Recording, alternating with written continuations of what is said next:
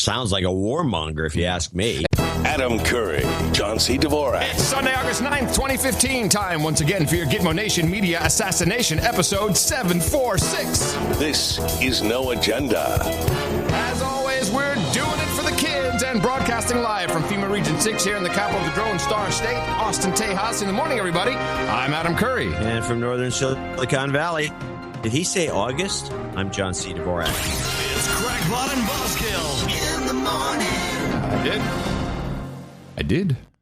Terrible. I know. That's the only thing I don't like about doing this show, is I'm so aware of the date. Because I'm always, naming files by the date, and you just see it creep up, and you're like, August already. Summer's almost over. Yeah.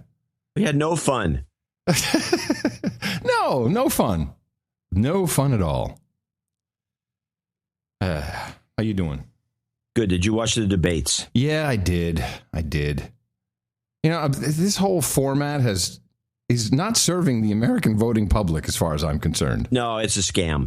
It really, truly was one of the... Although the ratings, what is it, 24 million people watched? Yes, a record for a non-sporting event. Although the Reagan-Jimmy Carter debate, that of course that wasn't a primary debate, drew 88 million viewers.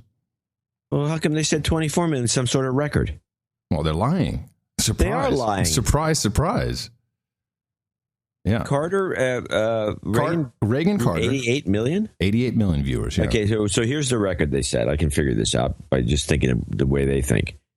Best rating for a cable show. Well, that would do it.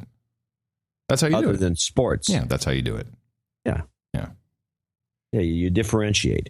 Best rating for a show on channel, anything less than channel 10 kind of thing. Yeah. You always find some. Anything not on UHF. Exactly. Right, UHF. Yeah. Well, I saw the newsletter, and so I know that you've got a rundown, but you caught the same thing I saw, was this damn Facebook logo. Yeah. And this was subliminal, but not even just they weren't even hiding it, what they were doing. No. Explain. No, it was like, it was so obvious. Now, I did notice that in the introductions, I have a sheet here somewhere. We're talking about the Republican debate, the first one. Yeah. For the historians listening to this show 100 years from now. They put a big Facebook logo, which was a giant F. Yeah. Next to all the guys, and the newsletter shows clearly that when they showed the hosts, the Megan and the gang, yeah, they didn't have an F by them because they were better than an F. No.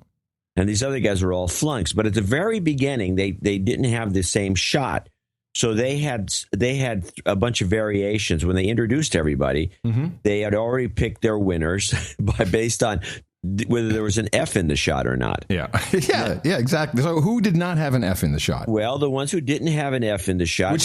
But F in American school system is a flunk. It means fail. Flunk. Fail. It stands for fail, but it's referred to as a flunk. The guy's a flunk. Right. He's a flunk. He's an idiot. Because I think America is the only country in the world that still, I don't know if we still do grade A, B, C, D, F. No, we stopped. And what happened to E? Grading anymore. How come there was no E? I never understood why there was no E.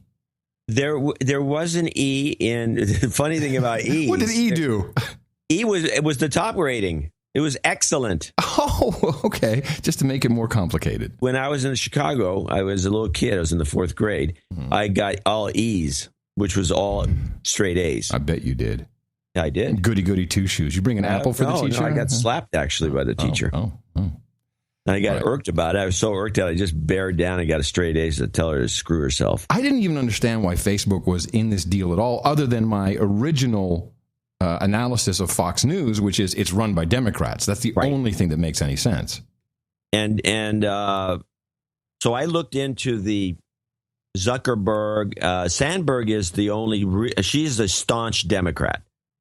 She's going to vote for Hillary. We know that, and she's the COO, so she's the one who would call the shots at this level. Okay, Zuckerberg he probably doesn't care, but Zuckerberg is pretty ambivalent about politics, and he just donates to anyone who's pro-immigration, because like everyone else in Silicon Valley, he needs Indians.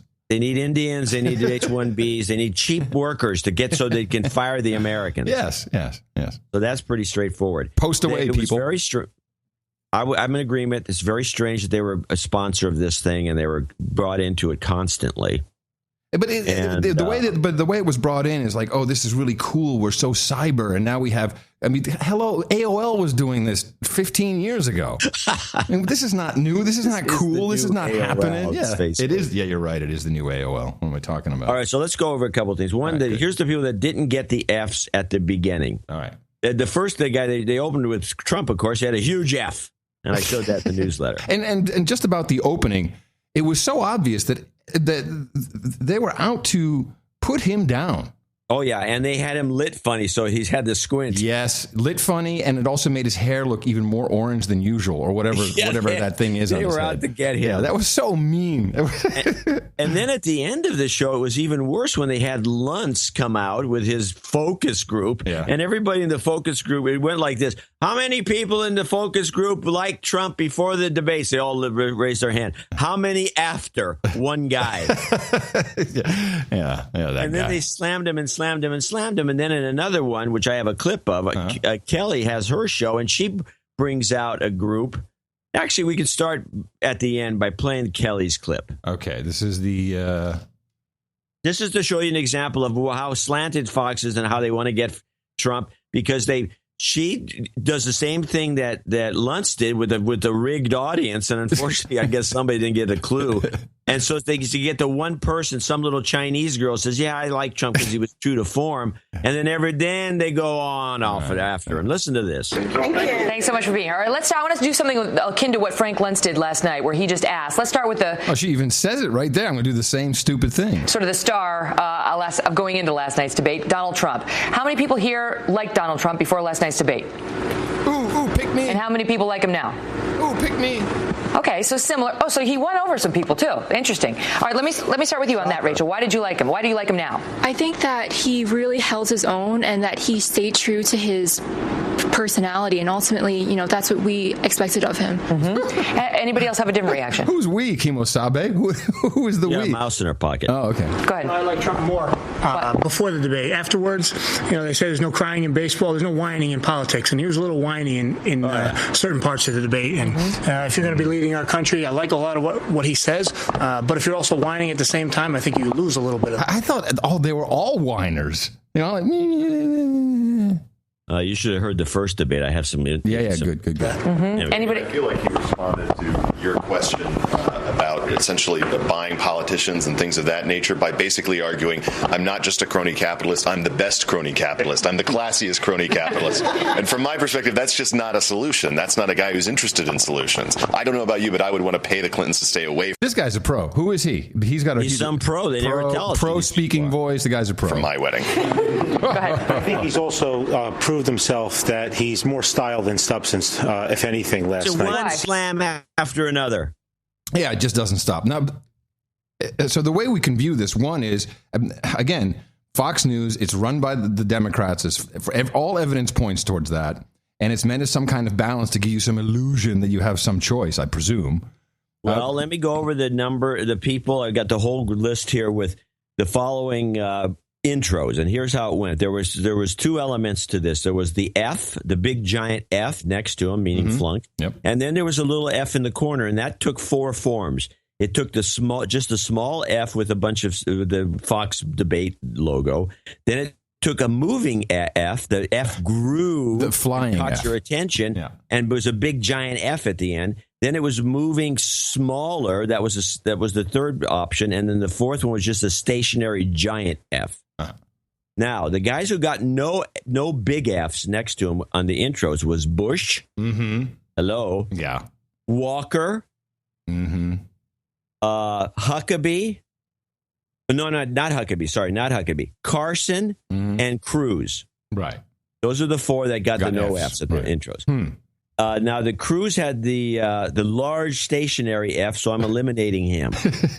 He's off. He's not. There's no chance. He got the big F. He's got to go. Carson got the small little F, and it was stationary. So he was at actually the top of the list in terms of favoritism. And then Bush had the no F plus a moving, growing F, and then Walker had the no F and a shrinking F. So those are the guys that Fox would love to see. From my interpretation, be president. Carson was the first time he presented himself, and I have a clip of him. As far as I'm concerned, he's eliminated. He was asked a simple question, couldn't answer it in a way that doesn't indicate he just wants to torture. He's a torturer. He's another one of these Republicans who thinks it's cool, a sadist that likes torturing people. Dr. Carson. In one of his first acts as commander-in-chief, President Obama signed an executive order banning enhanced interrogation techniques in fighting terror. As president, would you bring back waterboarding? You know, what we do in order to get the information that we need is our business. And I wouldn't necessarily be broadcasting to everybody what we're going to do. You know, We've gotten into this mindset of fighting politically correct wars. There is no such thing as a politically correct war. Yeah, it would have been so much cooler if you said, well, I know how to open someone's skull up and get the piece of the brain that makes them tell everything. If he had a sense of humor, obviously. Oh wow! I just lost you, John. Your level went down to almost zero. I should be fine now. Okay, yeah. This is the Skype connection here for some reason. It's going from white to orange. Oh, orange is the old white.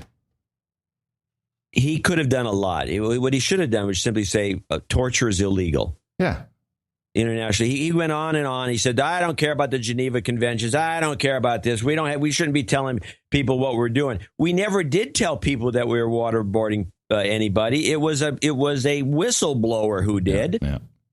So he's got the whole. So as far as I'm concerned, he's eliminated completely. As far as I'm concerned, why did he even get in this race to begin with? To be a commentator on the cable news, or it's too boring for that. I think he's an egomaniac. And why do we call this a debate at all? This is not a debate. This format is debating going on. No, it's question and answers from news models. It should be called Q&A. Yeah, yes. Okay. Well, anyway, what else do we have here? Well, can I throw a Trump thing in? I don't think you have any Trump clips. You know, actually, I don't. So I'm endorsing him, as you know.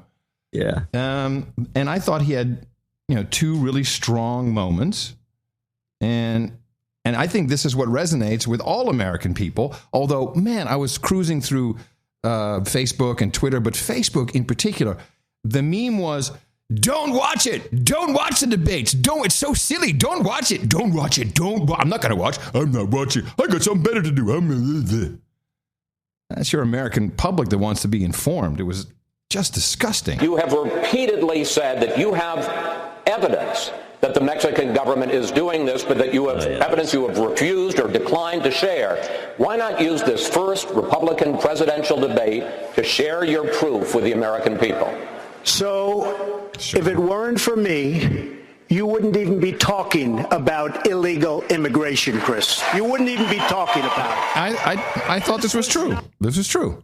I agree that was true. Not a subject that was on anybody's mind until I brought it up at my announcement, and I said Mexico is sending. Except the reporters, because they're a very dishonest lot, generally speaking, in the world of politics. Yeah. They didn't cover my statement the way I said it. This is what endears me to this guy. He's just saying it. The fact is, since then, many killings, murders, crime, drugs pouring across the border, our money going out and the drugs coming in. And I said, we need to build a wall, and it has to be built quickly. And I don't mind having a big, beautiful door in that wall so that people can come into this country legally. But we need, Jeb, to build a wall. We need to keep illegals out. Did he say we need Jeb to build a wall? Well, in the full question, they tried to do it like a little debate by saying, why don't you tell Jeb Bush what you think about immigration, which was completely stupid. So Jeb Bush is looking at him, and then Trump says, Jeb, there you go. Mr. Trump, I'll give you 30 seconds. I'll give you 30 seconds to answer my question, which was, what evidence do you have, specific evidence, that the Mexican government is sending criminals across the border? 30 seconds. Border Patrol, I was at the border last week. Border Patrol people that I deal with, that I talk to, they say this is what's happening because our leaders are stupid. Our politicians are stupid. Yes. And the Mexican government is much smarter, much sharper, much more cunning, and they send the bad ones over because they don't want to pay for them. They don't want to take care of them. Why should they when the stupid leaders of the United States will do it for them? And that's what's happening, whether you like it or not. I think that appeals to a broad range of people. I think it does too, but he still deduct the question when the question could be answered. Well, I want to mention a couple of things. I agree with you. No one was really answering questions when it was so simple. But the couple of things that he could have pointed out, which would just stop these guys in their track, is there's TV shows in Mexico that show what you do if you get in the United States. And if anybody remembers from a few years ago, and I think it was during our show period, probably about 5 years ago, they had this comic book that showed what to do, how to get across the border. It was all in Spanish. It was distributed throughout the northern part of Mexico, and how to sneak in the United States. It's a very famous comic book. It's been floating around. I'll find it. And it's online. You can find it. I'll find. Oh, yeah, I will. And I hope it's still online, but I have a copy of it somewhere. And there is, they could have just thrown anything out there other than just being a belligerent, although it was funny. It was 2005 when it came out. The comic book? Mm-hmm. Yeah. Oh, I didn't know it was that long ago. Yeah. I'll put it in the show notes. How to be an illegal. So the question is answerable there, and these, Wallace should have. He just knew that Trump. This was bull crap. This whole thing was bull crap. There's no doubt about it. Yeah. Let's go to another. One of my favorite was the first debate was the better debate. Now, what they did is, since there were so many potential candidates, they had what they call the happy hour debate, which was earlier. Did anyone watch that at all? Did that have any ratings? No, I don't think so. I watched either. All right, what'd you find? Well, a couple of things. Carly Fiorina definitely was good, and she had the best clothes, and which we'll play in a second. Lindsey Graham was also one of my favorites. But about subliminal messaging. There's a moment, I want you to listen to this. Is Lindsey Graham and the subliminal message, which is delivered by the Fox people. I'm going to suggest that this was a subliminal thing at the very end, after Graham is done with this whiny, horrible, memorized 12th grader sounding little spiel he does. Don't sugarcoat it. Such a good president. And then you hear this, you just play it, and we'll discuss it. Thank you. Well, the first thing I'd tell the American people, whatever it takes to defend our nation, I would do. To the 1% who've been fighting this war for over a decade, I try my best to be a commander-in-chief worthy of your sacrifice. He sounds like a real leader, doesn't he? Oh, yeah. We're going to lose Social Security and Medicare if Republicans and Democrats do not come together and find a solution like Ronald Reagan and Tip O'Neill. I will be the Ronald Reagan if I can find a Tip O'Neill. When I was 21, my mom died. When I was 22, my dad died. We owned a liquor store, a restaurant, bar, and we lived in the back. Every penny we got from Social Security, because my sister was a minor, we needed. Today, I'm 60. I'm not married. I don't have any kids. I would give up some Social Security to save a system that Americans are going to depend on now and in the future. Half of American seniors would be in poverty without a Social Security check. If you make me your president, I'm going to put the country ahead of the party. I'm going to do what it takes to defend this nation. This nation's been great to me, and that's the only way I know to pay you back. Thank you. Thank you, Senator. I need a two-word answer to the following query. Okay, what was the subliminal thing there? Query. I need a two-word answer to the following question. But they said query. He's pronounced it query. Query. Oh, oh, I get it. Lindsey Graham, gay. Nice. No, not married, no children, 60-year-old query. Man who talks like a 12-year-old. All he needs is a lisp, and we're good to go. I'd like a good query. Catch. Query. Anybody? Good catch. Yeah, I thought it was like, but speaking of that, here's the one thing that was completely odd for me watching this debate. At least 6 times, not this early one, but the primetime one, at least 6 times, whenever someone said election or elections, my Amazon Echo kicked in. She was hearing, because her name is Alexa, that's the wake word. So elections and Alexa. Elections, yeah, and it kept kicking in when someone said the elections. This is such a security breach. If you get on TV, talk about the elections, elections, or reorder all that stuff for me.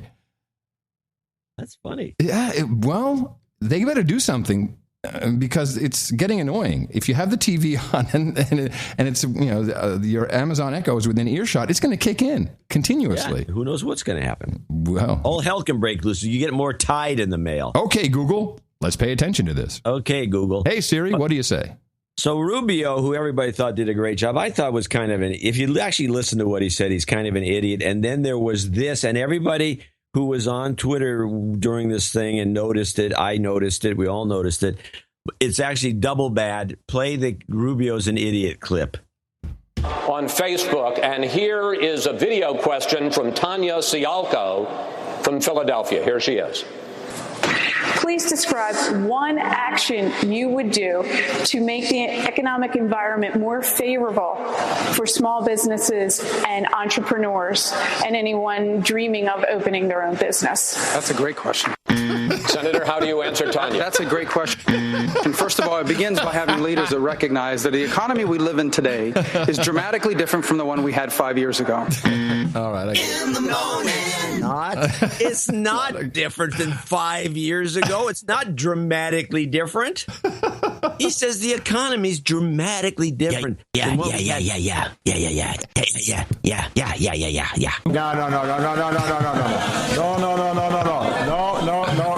Oh, sorry. It's not. Are you telling me? It's dramatically different. We were doing the show 5 years ago. Yeah, it didn't seem. It's not dramatic. What is he talking about? Just as bad, yeah. Anyway, so that wasn't good. Then you saw Rand Paul. How do you think he did? I think he comes across as very angry, which is kind of his MO. I guess that's now his kind of the way he wants to come across, as fed up with everything. But he has no control over his voice. His face looks really taut and stressed out.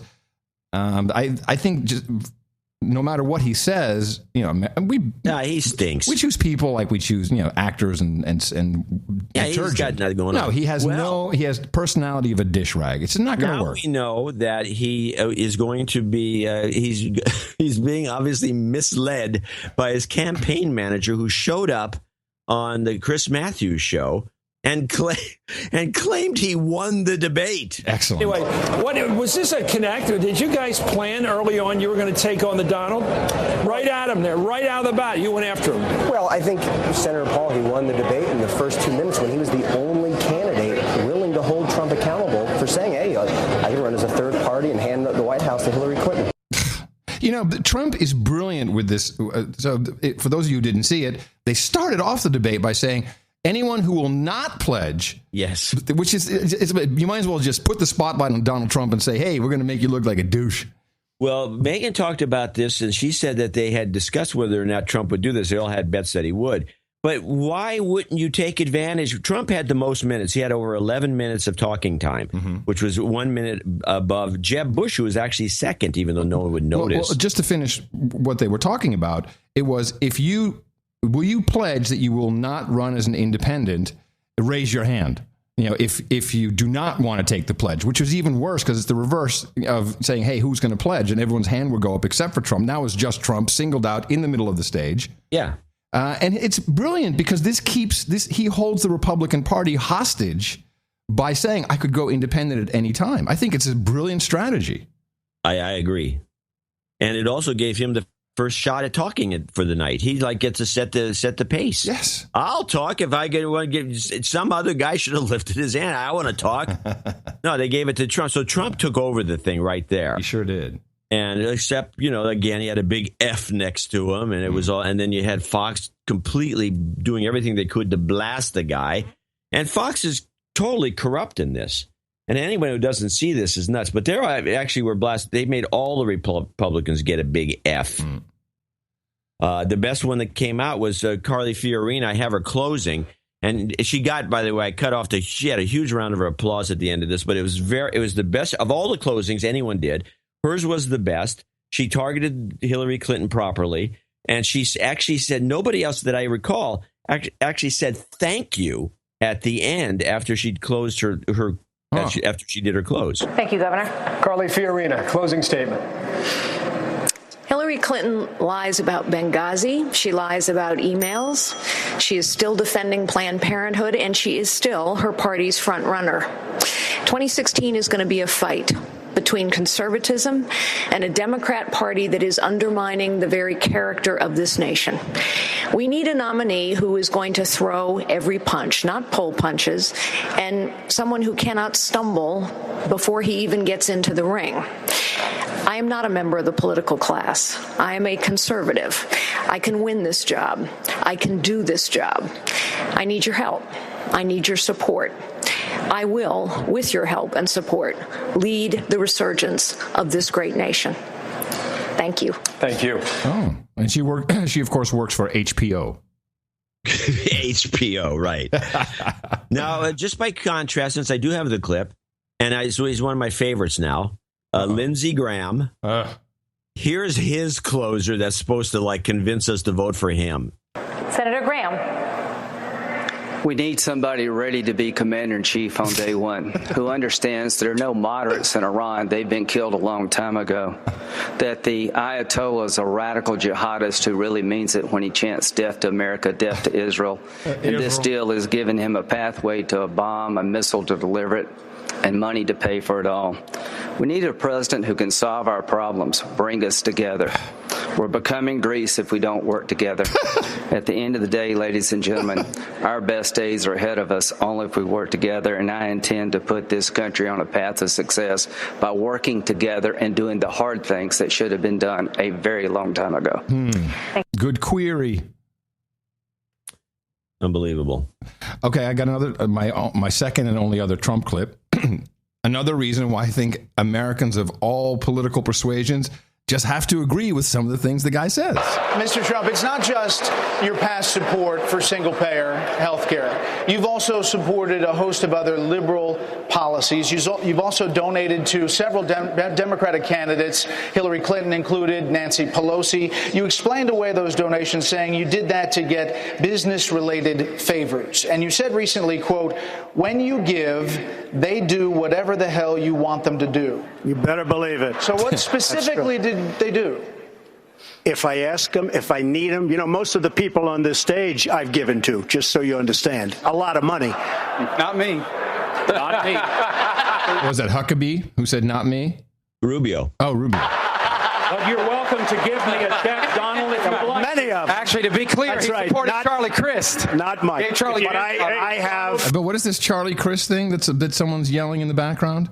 That was Rubio again. Was Charlie Crist some kind of criminal? Charlie Crist was the guy Rubio ran against. He was an old political hack in Florida. They would win and win and win. Right, he could never be defeated. And then the Tea Party came up and kicked him out. So Trump is going to say something here, which, as far as I can tell, is not being explored. When someone says something this explosive, which of course we've been saying on this show since we started this show, and everyone knows this is going on. Everyone understands how campaign contributions or just contributions to any politician's fund works. Trump says it. There's no discussion about it. Donald, if you end your campaign, I hope you will give to me. Good. Okay. Sounds good. Sounds good to me, Governor. I will tell you that our system is broken. I give to many people. Before 2 months ago, I was a businessman. I give to everybody. When they call, I give. And you know what? When I need something from them 2 years later, 3 years later, I call them. They are there for me. So and that's a broken system. So what'd you get from Hillary Clinton and Nancy Pelosi? Well, I'll tell you what. With Hillary Clinton, I said, be at my wedding, and she came to my wedding. You know why? What a way to make her your bitch. That's fantastic. I had no choice because I gave. I gave to a foundation that, frankly, that foundation is supposed to do good. I didn't know her money would be used on private jets going all over the world. And, it was. And he puts her on notice right there. Brilliant. Yeah, it's definitely good. That's outstanding. And the way that is spun is, well, Trump admits to being corrupt. Yeah, and that, like that one guy said on the Kelly thing, crony capitalist. He never said he was a crony capitalist because he's not. Crony capitalist means you don't do any of that stuff. You just buddies with somebody. Exactly. So I had a dinner. In attendance was a millennial, and of course I'm very interested. What do you think of the candidates? And she said, I said, how about Hillary Clinton? Oh no, toxic. Now this is an 18-year-old. No, but I want to interrupt you. Mm-hmm. I've been catching this. You're going to tell us. I've been catching it all over the news. These millennials don't like Hillary. No, toxic because she stands on the wrong side of women's rights, and these are all the things that are being said. And so I said, well, what about Donald Trump? Oh no, of course not. He's just crazy. What about Lindsey Graham? Yes. Everybody she knows is all in on Lindsey Graham. I'm sorry, Bernie Sanders. Lindsey Graham. Yeah. Bernie Sanders. Not Lindsey Graham. I'm sorry, no, another old guy. Being ageist, but yes. And I said, well, what is the appeal of Bernie Sanders? Is it the grandfather thing? No. She said, are you familiar with I Side With? I said, what? I Side With. So no, everyone I know is going to isidewith.com. And there is a questionnaire, and it tells you who you side with. And I took this questionnaire, and I did it really honestly, and by no means am I Republican. I'm certainly not a Demotwat. But I go through the questions, and it's obviously slanted, I think, in some way, but it may be really a good questionnaire. Outcomes, 89% I side with Donald Trump. And I know that not all the answers I was giving were by any means all Trumpish. And it seems that this isidewith.com is being used or pushed upon millennials, and they're getting Bernie Sanders out of it. Interesting. You want to try it? We have to dig into this. You want to try it? You want to run through it real quick? Oh, sure. Okay. Now, every question also has a how important is this to you? I'm just going to not use the slider, just leave that in the middle. I think that's bull crap. Unless you feel really something really strongly, you let me know. I'll turn the slider, okay? Here we go. Okay, here we go. Here we go. What is your stance on abortion? Pro-choice, pro-life, or other stances? Other stances. Other stances. And then that's interesting. Others, you get a sub-menu. I hadn't seen this. Yeah. Ban after first trimester, pro-life, but allow in cases of rape, incest, or danger to mother or child's health. Pro-choice, I don't agree with it, but it's not my right. Or the government's to ban abortions. Pro-choice, but providing birth control, sex education, social service should help reduce the number of abortions. Or add your own stance. All the above. Okay, well, that's not possible. Well, you can't have them all. You have to choose one. I can't choose one. They're all valid. Then click the last one. Okay. Whatever. I have my own ideas. Okay. All right. Next. Do you support the legalization of same-sex marriage? Yes, no, other stances. What if you're ambivalent? You can do other stances. Okay, I'll take other stances. And just add your own stance, right? You're ambivalent. Should a business based on religious belief be able to deny service to a customer? Yes, no, other stances. Well, that's another one. I would also say I have a singular opinion on. I would take other stances. This is not going to work. Well, that's what I'm telling you. Okay. I'm taking the test. Should the government require health insurance companies to provide free birth control? Yes, no, other stances. I would say no. No. Should the U.S. remove references to God from currency, federal buildings, national monuments, and other aspects of government? No. No. Should the federal government allow the death penalty? Yeah, I would say they should. I would say yes, as long as we can televise it. Otherwise, it's not so cool. Should terminally ill patients be allowed to end their lives via assisted suicide? Fine with me. Okay. Should the federal government allow states to fly the Confederate flag? They can fly whatever they want. But listen to this. Thank you, because that's the red herring. Should the federal government allow states to fly the Confederate flag? They have no say over that. No, okay, they don't. So it's yes. Should the government increase environmental regulations to prevent global warming? Wait, go back to that other question on the flag. What did you check? I said yes. The federal government hasn't got a say in it. Why would I say yes? I'm sorry. Then we say that I'm sorry. You're right. We should say, well, there's yes. Each state has the right to display whichever flag they choose. But it's still a specious. That's a loaded question, but you can. It's still a specious argument because the federal government that's has what no I'm thinking, say. But just okay. We'll just say yes. Okay. Should the government increase environmental regulations to prevent global warming? No. Should national parks continue to be preserved and protected by the federal government? Well, that's what they are. They're national parks, of course. Do you support the use of hydraulic fracking to extract oil and natural gas resources? Personally, no. Okay. Economic issues. Should employers be required to pay men and women who perform the same work the same salary? Of course. Yeah. Should able-bodied, mentally capable adults who receive welfare be required to work? No. Should all welfare recipients be tested for drugs? No. I think yes if they're going to share. Should every person purchasing a gun be required to pass a criminal and public safety background check? That's a good one. I would say technically they shouldn't. I say yes, though, but you say no? I'll say no. Okay. Do you support increased gun control? No. Hey, it's not me asking; it's the survey. Don't get all huffy at me. Like I'm just asking the questions. My emotional reflection is yes, to the surveyors. I am your Megyn Kelly. Should there be term limits set for members of Congress? Yeah. Yes. Healthcare. Do you support the Patient Protection and Affordable Care Act, Obamacare? No. Do you support the legalization of marijuana? Of course. Should the federal government increase funding of healthcare for low-income individuals, i.e., Medicaid? Read that Should again? the federal government increase funding of health care for low-income individuals? Is there not enough money already? Yes, no, other stances. Well, I'm going to put other stances because why should they increase it? They're already doing it. Okay. Where do you side on education issues? Would you support increasing taxes on the rich in order to reduce interest rates for student loans? This is another other stances. There should be no student loans. I agree. Do you support the adoption of Common Core national education standards? No, please. Foreign policy. We're almost there. Should the government decrease military spending? Yeah. Should foreign terrorism... They can't even, if they audit it and tell us what they're spending this money on, as we know that the Defense Department can't be audited. Again, this is just what millennials... It's just a waste of money. This is a trick questionnaire for millennials, I'm telling you. It is. Should foreign terrorism suspects be given constitutional rights? Foreign terror? No. No, that's a constitutional issue. Should the U.S. formally declare war on ISIS? What?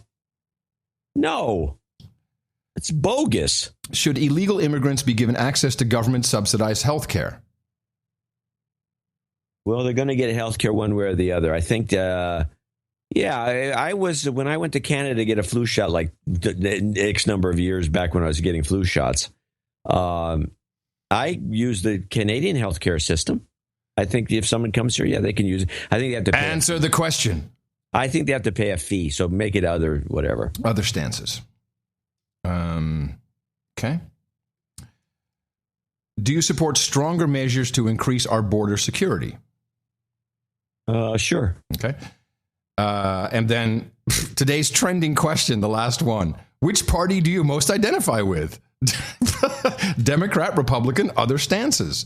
So you can independent. Where's the independent? Yeah, where's independent? When you do other where's the libertarian? When you do other stances, you get a sub-menu which says libertarian, green, constitution, independent, socialist, justice, prohibition, independence, and add your own stance. Independent. Not independence. Independent. All right, show my results. All right, ladies and gentlemen. We are now matching your answers to the candidates. We are 13. Bernie Sanders. Let's see. Wouldn't that be funny? All right, hold on. We're matching your answers. We're up to 70, 80% done. And here it comes. You side with... Oh, man. 70. It's a tie. 70. Oh, man. This is great. 76% tie between Marco Rubio and Mike Huckabee, with a close second tie between Carly Fiorina and Bobby Jindal. What? Hillary Clinton is at the bottom of your list with 37%. Yeah, well, that's good. That's the good news. So at least I got that part right. I already showed why I wouldn't vote for Rubio. He's an idiot.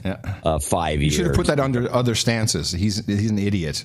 Jindal is just he's just kind of a milquetoast guy. I don't go. So Huckabee's he's a Baptist minister. I'd never vote for him. But we don't want some religious guy in the White House like that. He's funnier though, and he's very polished. So Donald Trump is low on your list. Bernie Sanders is even below Trump. Okay. Yeah. Anyway, so this is what the millennials are using as their guide. Well, there's a lot of questions in there that are trick, obviously, and they're trap questions. Yep. And if people really thought about these questions, most people, I think, would answer almost identical to what I just did. Yeah. It's the way I see it. Yeah, probably. Well, Rubio's got a fighting chance then. There you go. Rubio, here's the problem that I have with Rubio. He looks like he's 18. Oh, that doesn't matter. That's being ageist. No, it is totally ageist because he just does not look. He doesn't have. I mean, yeah, on the debate thing, he looked pretty good up there. But I've seen him sit down on some of these sit-down shows, like that crazy show in the morning with with Brzezinski and the rest. He looks like a kid. Yeah, and he acts like a kid. Yeah. He's just not mature. Do you want to do more, or can I wind us up with a final? Let's finish. I do have one more thing. Yeah. There's only one left, I think. Yeah, but I got one last thing to share. But okay, well, let me just play this last thing. This was kind of a little off topic, but they're talking about the debates. And again, we have Shields and Brooks, and both of them think Brooks says, this is on the PBS NewsHour, Brooks says that Trump's not a real candidate, and he just sloughs him off and laughs him off, doesn't care, who supposedly represents the Republicans. The Democrat Shields, the old hangdog looking guy, he thinks Trump blew it. He's going to lose all his numbers. Nobody's going to support him anymore after the stupidity that he showed in the debate. And in the process, he somehow insults Judy Woodruff, who's there questioning him. And Woodruff, unfortunately, it's better to watch it. She's kind of smiling at the beginning, and then she's glaring at him, and she's very stern looking. She's very annoyed by what he has to say. Who were tough. They really did. And I really think he made a serious mistake by retaliating and attacking Megyn Kelly. First of all... when she asked him about his comments about women, his misogynist comments. First of all, Fox News is the validator. It's the gatekeeper for Republican, particularly conservative voters. And you don't go after, it isn't like you're attacking Chuck Todd or Judy Woodruff or some member of the liberal elite establishment. You're attacking the Mother Church. Well, let's make a distinction here. Okay, I'm not part of the liberal media. I'm talking about by the definition of conservative America. You know, the funny thing is this whole... Donald Trump is a misogynist, hates women, says horrible things, was rude to Megyn Kelly. Fox News, by definition, is rude to women. There's only babe. Show me one ugly hag on Fox News, and then they can have something to talk about. They have nothing but beautiful women. And they're also smart, but they're all beautiful. Yeah. And it's sexy, and they dress sexy, and it's so... Show a lot of leg. Oh, man. And then I tried to find all of these other instances where Donald Trump had said horrible things about women, and there really aren't any. There was this website, I did the same thing. There's a website that identified supposedly these comments that were all about Rosie O'Donnell. Yeah, pretty much. One or two. But they try to make Trump look like he's constant. He's an insulting guy. Yeah. So, you just assume he's just doing this constantly. You don't know that. No. Oh, no, but that's the way. So the only person being honest and real for my money was Donald Trump. And that's why he's dangerous. Everybody else is playing the game. And we're so used to it that people who are just all in, that it's jarring when someone just doesn't play the game and just comes out with something else. And that's what I like about him. I really do. It's very entertaining, and he brightens my life. I'm glad Donald Trump is in my life. He's brings the Fosbury flop of politics. The what? Fosbury. What's the Fosbury flop? This was a guy, this was during the Olympics. I was either Olympics or the American Games or something. This guy, I think it's from the University of Oregon, reinvented high jumping. Oh. High jumping used to always be, you always used to do it, even when I was a kid, it was to jump over a high bar, you do the scissors. You go up in the air as high, you jump as high as you can, then you bring one leg up, and then drop it, and then you bring the other leg up and drop it, and that was the scissors. Oh, and then later it turned to going over backwards over your back and kind of an arc. Oh, Fosbury. Fosbury flop. Because what changed is every time any technology changes, you have to be on the lookout for a change in methodology involving the technology. In this case, they changed from a sawdust, like a sawdust wood chip pit, to a big foam thing. Right. Yes. And so once the foam thing showed up, then you could do the different jump. You could jump over backwards head first, which you would kill yourself. If you were doing it on the sawdust, right. If you did it in the sawdust. Yeah. But with the big foam thing, you just bounce off the foam. And this reinvented the whole model. And it was funny to watch this guy who wasn't that good at it. But he won because he was good enough. And then when the real superstars, the real athletes started to do it, then the records were just flying. It was just the old records, the old scissors records were a joke. Anyway, this is what's going on. Out there in the wild, now this is so good that I went looking as deep as I could to see if these two women, if they were somehow, if they're shills, they're being paid, but I could not find it. This is the viewer's view. And it's these two black women of, I'd say middle age. And one is doing a lot of the talking, and the other one, her job apparently is to go, right, that's right. Oh, yeah, hell yeah. One of those. And they did this 9-minute YouTube video about Donald Trump. Have you seen this? Call and response. Call and response. There you go. And so they're stumping for Trump. I pulled just about a minute 15 so you would think these would be the typical people who would not want to vote for Trump. Donald Trump is a shot caller, a baller. And let me tell you why he went to that border. Tell me why. He went to that border to take measurements. Because he gonna put that damn fence up. He gonna put it up. He's a businessman. He gonna put that damn fence up. He needed to pick out the color. He wanted to pick out the pricing of the fence. He didn't know whether it was gonna be a picket fence or a wooden fence or a steel fence. He was down there picking out measurements and stuff for that damn fence because he gonna support that. He gonna secure that damn border. And he might want it to be a private. He got his own money. Yeah. That's another thing I like for him. Yeah. Don't nobody got to grease his palm. He don't have to do that. Listen, we looking at Donald Trump. Republicans, Democrats, Independents. We are looking at Donald Trump. And let me tell you why. Because people are tired of the media, and we are tired of the Democratic Party holding people hostage. Always trying to be politically correct. Listen, Donald Trump don't want to be political correct. He want to state facts. He want to tell the truth. Let him tell the truth, because that's what's going to set us all free. So I'm stomping for the Trump. I suggest you all go ahead and stomp for the Trump. I'm forgetting about all those other chumps, and I'm looking at Mr. Donald Trump to be our next president. So it was, they got the stump for the Trump. I was like, this has got to be something that's orchestrated. I could not find it. And it's very possible when it's maybe organic. Well, when you think about certainly immigrant, well, this is an immigrant country, which we're supposed to be. But if you really look at what people who come to America thinking, this is where you can do it. Anybody can be successful. Anybody can be a millionaire, billionaire, and you can be president. This guy is embodying what America kind of stood for. And I think it's working. Yeah. I'm not arguing this. But I don't understand, John, why whenever I say this, and of course I'm prepared, whenever I say this, people go, he's a scam, it's full of shit. I'm like, based on what?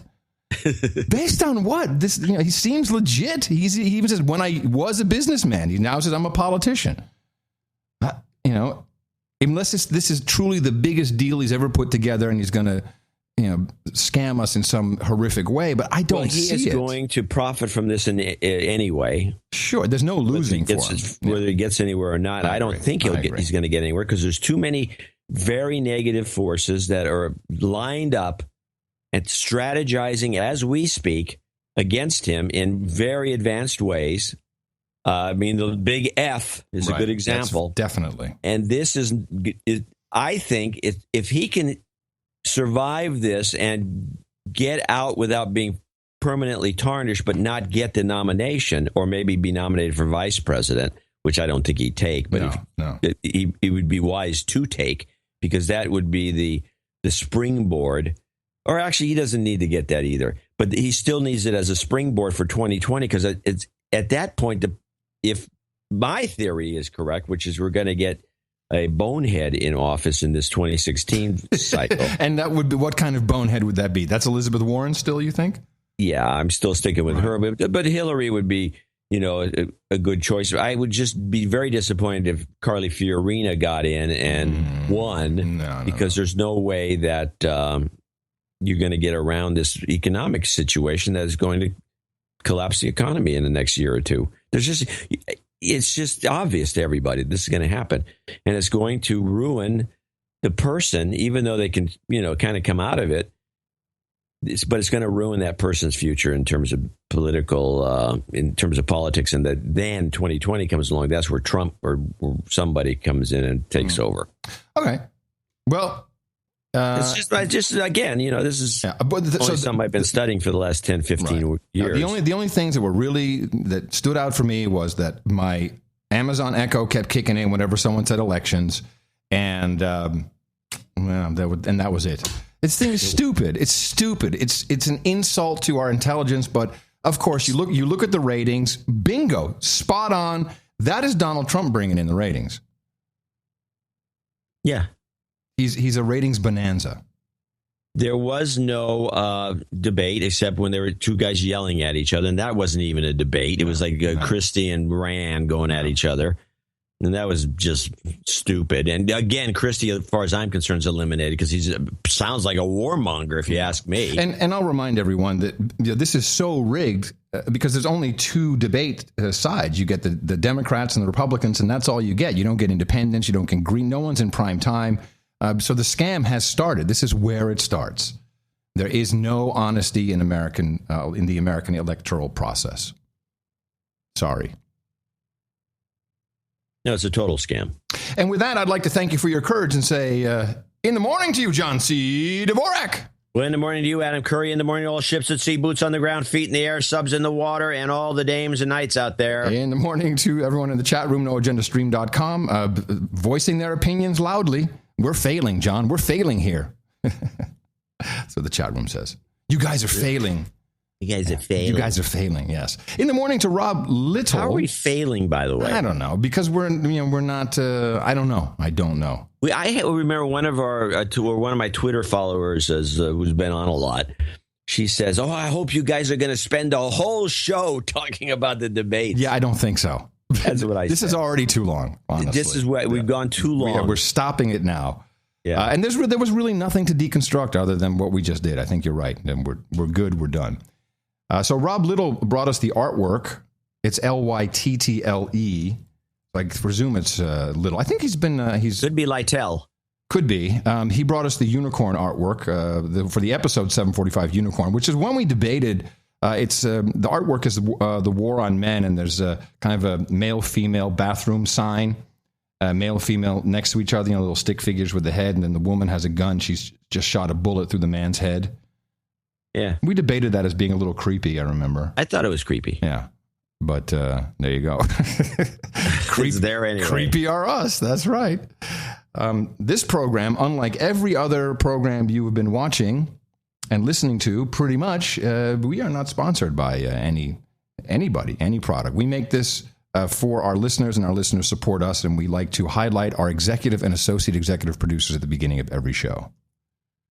Yes, we would. In fact, we're going to start by highlighting P-Anonymous. So we have a P taken care of in the anonymous, the A-Anonymous, B-Anonymous, C-Anonymous, P-Anonymous. We had a J-Anonymous. J-Anonymous. J-Anonymous. Mm-hmm. So this is P-Anonymous. He saes no name or location. So P-Anonymous sent us 567.89. But from now on, I can be known as P-Anonymous. Not sure how much I've given exactly, over 5K or so, I think. Damn. I was knighted about 4 years ago and have asked that a foreign name be used for me. I can't remember what, some Dutch one, I think. For someone that doesn't have Tourette's but has similar afflictions, I've always appreciated how much Adam shares about all his stuff. And stuff it is. And John's personal stuff, too, for that matter. Makes me feel better hearing it. The production quality is effing outstanding. Cannot be said enough. We've already gone past our F quotient with the earlier clips. That's right. Thank you. Cannot be said enough. Love the JCD interviews, just like everything from you to go podcasting. You got to hold your hand above your head in the Illuminati triangle when you say that. Go podcasting. Gotcha. Yes. Well, thanks, Penonymous. That's our sole and only executive producer for show 746. And or is this 745? I thought it was 745. No, this is 746. 746. So we have only 2 shows left for the 747 thing. Okay. Well, no, the 747 is the next show. Yeah, that's what I mean. Yeah. One show left. One show left, yeah. Dame Joan Dodifrey in Morgantown, West Virginia, your old stomping Motown. Came in with 288.15. She'll be the associate executive producer for the show. Thanks, Joni. She did send a note in. Mm-hmm. Wanted to get in on the anniversary donation, but also wanted my note read on the air to mention a couple of listeners. That's where she came with 288.15. 288.15 was congratulations on your wedding anniversary. It was yesterday. Yes. How many years is that now? 27. Damn. If I was on a and they never had a fight, ladies and gentlemen. So for some reason, I'd get applause. It's applause worthy. Yeah, it's applause worthy. Anyone can stick to it. Well, separate states helps apparently. Yes, it does. Once you get older, believe me, it's good to have everyone else spread out. Spread out. Buy more property. Buy land. Real estate is the solution to everybody's problems. I'm going to get. if I ever get my Airstream, I'm going to get a 1/4 acre. Oh, yeah.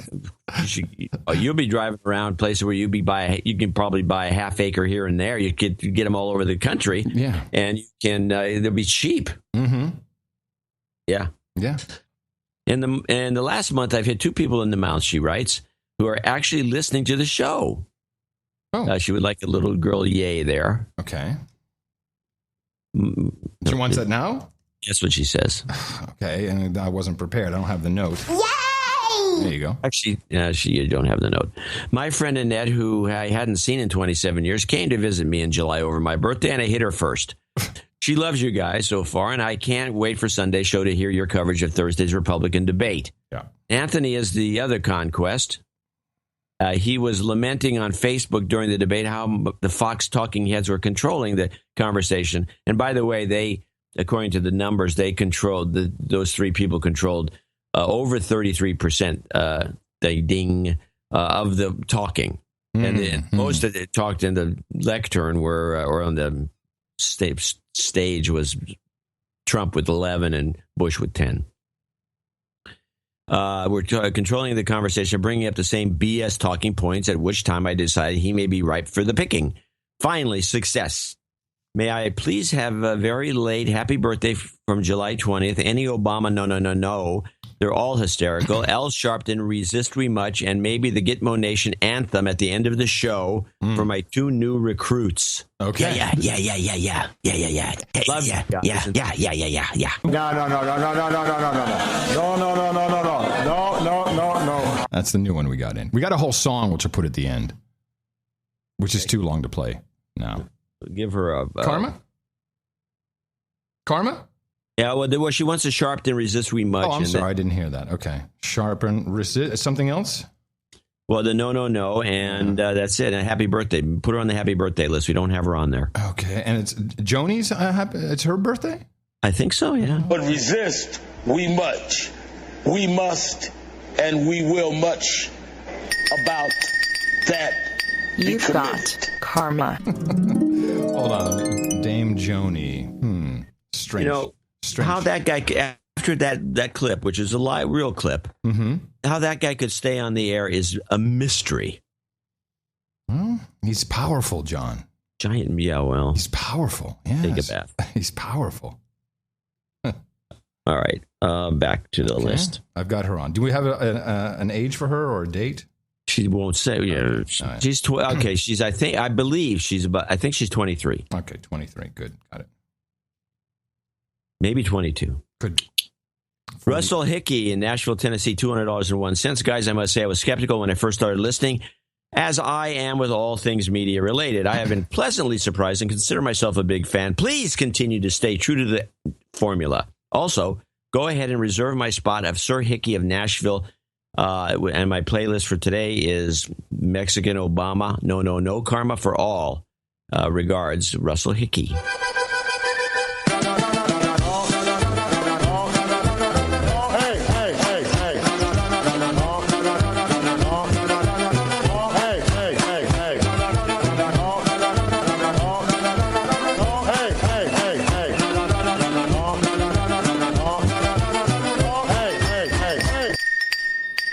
got karma.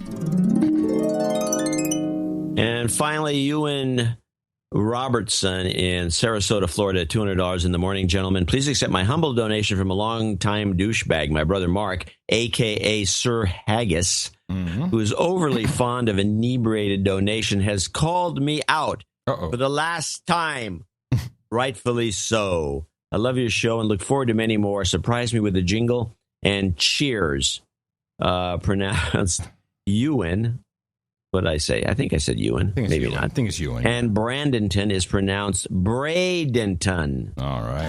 It says Robertson. When your voice is that high and contains vocal fry, that's annoying. You've got karma. You must live in Bradenton. That's it for show 746. We could use some help for the next show, 747, the Big Jet Show. This is the you can join the fantastic Mile High Club and say you're in the Mile High Club and no one know what. I think John. I was listening to those two women who were stumping for Trump. I think I should be your call guy. So say that again. Do that. There we go. Roll that up again. Yeah. We're going to need some help for show 747. Need some help. Which will be about the Boeing 747 jet, of course. We'll probably discuss it. Mm-hmm. And we need some donations. Need the help. And so we're inviting people to join the Mile High Club. Mile High! And I think that's I'm going to actually put a webpage up with everybody that's on the list so they can point to it. Isn't there a badge or some kind of logo or something that people can then put? Well, the one in the newsletter was good. Because you know what? It's on your lock screen on your phone. That would be cool to have your Mile High Club decal right there. Well, if one of the artists out there, and there's a bunch of them, want to design a specific Mile High Club logo for today's show, we will entertain using that. We will entertain using it, and yeah, I think it'd be great on the lock screen. All right. Please do consider us for your support on Thursday's show. We will have another one for you. Dvorak.org/NA. Of course, we always need everyone out there and on the lookout to propagate our formula. Our formula is this. We go out, we hit people in the mouth.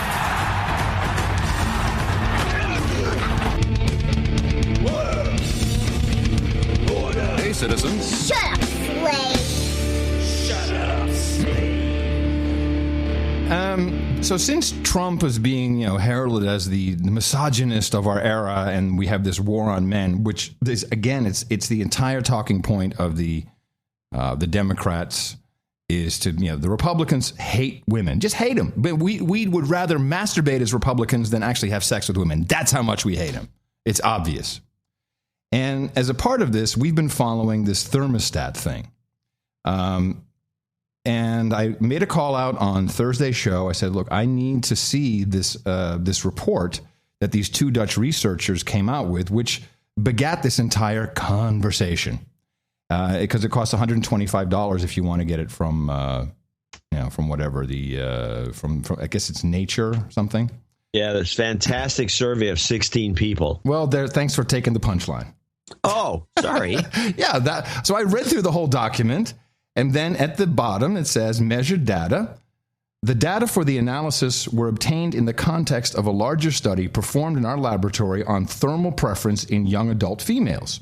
During the study, 16 young female participants were lightly clothed, sitting behind a desk, and were randomly exposed to room temperature protocols in a climate chamber. For the purpose of this study, only steady state baseline data from these protocols are used. They had no control group.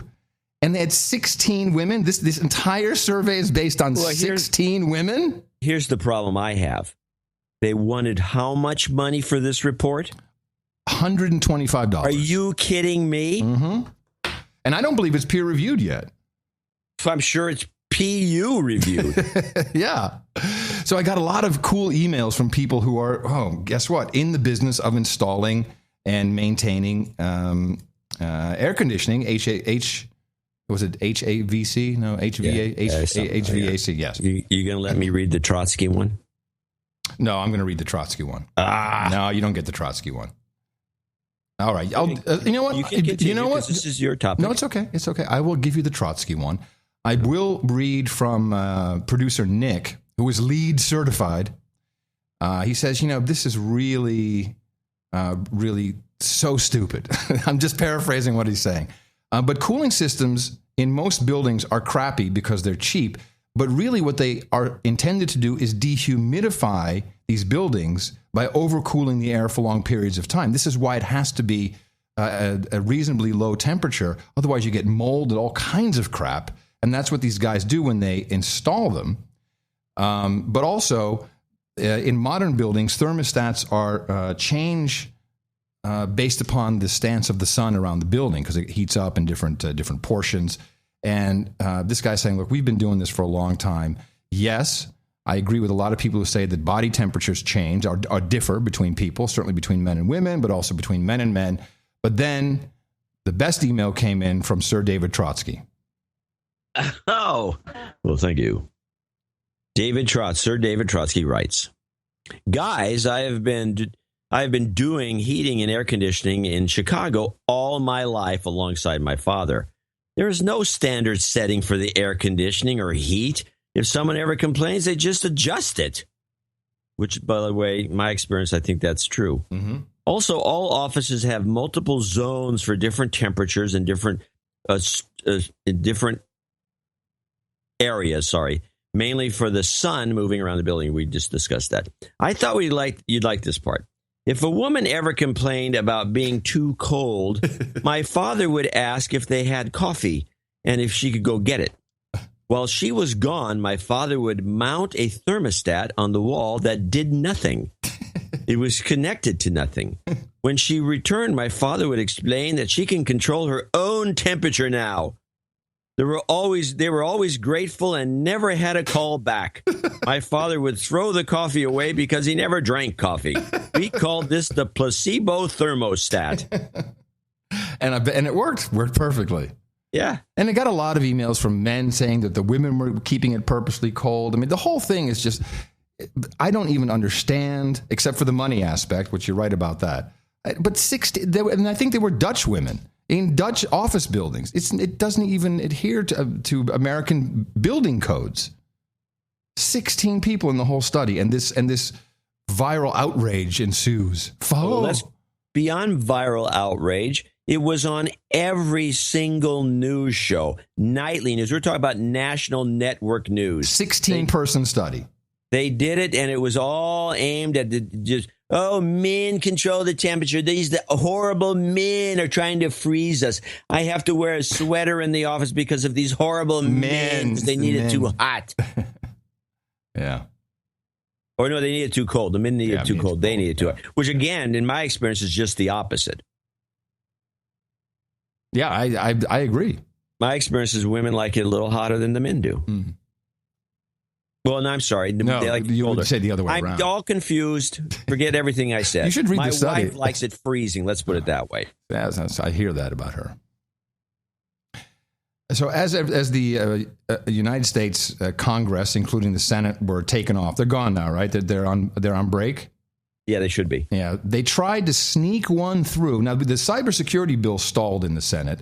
That's the CISA, the sharing agreement. So that'll have to wait. That wasn't so surprising. But they tried to sneak one by, which did get stopped in the Intelligence Authorization Act for fiscal year 2016. And there were two general provisions in this, and of course I read it for you, in this particular bill. And the one is Section 603. Here we had another section. It was 215 on the previous. Was the Patriot Act, Section 215? This is Section 603. Requirement to report terrorist activity and the unlawful distribution of information relating to explosives. Duty to report. Whoever, while engaged in providing an electronic communications service or a remote computing service to the public through a facility or means of interstate or foreign commerce, obtains actual knowledge of any terrorist activity, including the facts or circumstances described in Section C, shall, as soon as reasonably possible, provide to the appropriate authorities the facts or circumstances of the alleged terrorist activities. This is a big FU to Silicon Valley. Because Everybody knows that there's crap on Twitter. Everybody knows that someone posts some crap onto Facebook. Of course they know what's going on. They do nothing but troll your behavior all day long. And now they're being told, if you find out about something, you are obliged to tell us. I don't know if it's an FU to the whole valley. It's definitely an FU to these social networks. Well, what else is there of any import in the Silicon Valley? There's chip companies. There's semiconductors. Okay. All right. Well, but you get the idea. So this did not pass, but it stalled because they have to come back with amendments. But I thought that was tricky. Everyone's looking at debates. Everyone's looking at Cecil the Lion. Everyone's looking, whatever they're looking at. Oh, don't look over here. We just got a little thing over here. Don't look over here. Nothing to see here. Ooh, look at that. So I'll keep my eye on this one for sure to see what happens with that. I have to report. I got a couple of interesting little clips here. Okay. I want to play contrasting clips. Now, this is where the news report is presented in two different ways. It's kind of different slants. Okay. The first one is the wire. Let me set it up first, but I'm going to tell you what the clip is. It's wildfire report, and this is on Judy Woodruff, the establishment liberal, apparently. She gives a very accurate report on what's going on in California because people are very concerned. And it's very straight news read. It's part of the news rundown. In California, hundreds of evacuees from a wildfire north of San Francisco were allowed to return home today. Firefighters now have the Rocky Fire nearly half contained. Since last weekend, the fire has destroyed 43 homes as it charred nearly 109 square miles. About 12,000 residents are still under evacuation orders or warnings. Okay, pretty good. Straightforward. Yep, seems good. Now, Amy Goodman has one, but she just can't resist her agenda, and she has to slip something in. In California, meanwhile, the largest of many drought-fueled wildfires has grown to 106 square miles, crossing highways and defying attempts to bring it under control. This year is on pace to become the warmest on record. Calm down.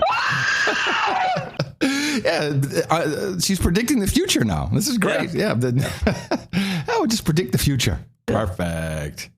Very good. You just think that they would if they played it straight and didn't have all these liberal agenda items in their news, they maybe would be successful. I mean, it's not that they're unsuccessful, but I just don't think they're doing well. Well, they have to hurry because we have the big climate agreement meeting in Paris coming up in November or December, I think. So they've got to move on. If it's in December, they got to move. It's going to be freezing. They're going to be in Paris. Got to move. They should move it to some time of year when it's boiling hot. The president, in the meantime, went. Where was he? I think at American University, some place where I'm sure he would, he would be received well enough to sell his Iran deal to the American public. Did you see any of this by any chance? I have a clip, actually. Okay. Play yours. I got a couple. All right. Mine's not much, but this again comes from Democracy Now! From Democracy Now! I don't even see the clip. It's here. Iran and the future. Oh, yeah, it is. Iran. Yeah, this is his punchline. President Obama's ramped up his push for Congress to approve the historic nuclear deal with Iran, comparing arguments against the deal to those heard in the lead-up to the invasion of Iraq. In his speech Wednesday, Obama said Iranian hardliners who reject the nuclear deal and chant death to America are, quote, making common cause with the Republican caucus. Ultimately, Obama said, the decision to support or reject the nuclear deal comes down to a choice between diplomacy with Iran and war. Rejection of this deal leaves any U.S. administration that is absolutely committed to preventing Iran from getting a nuclear weapon with one option: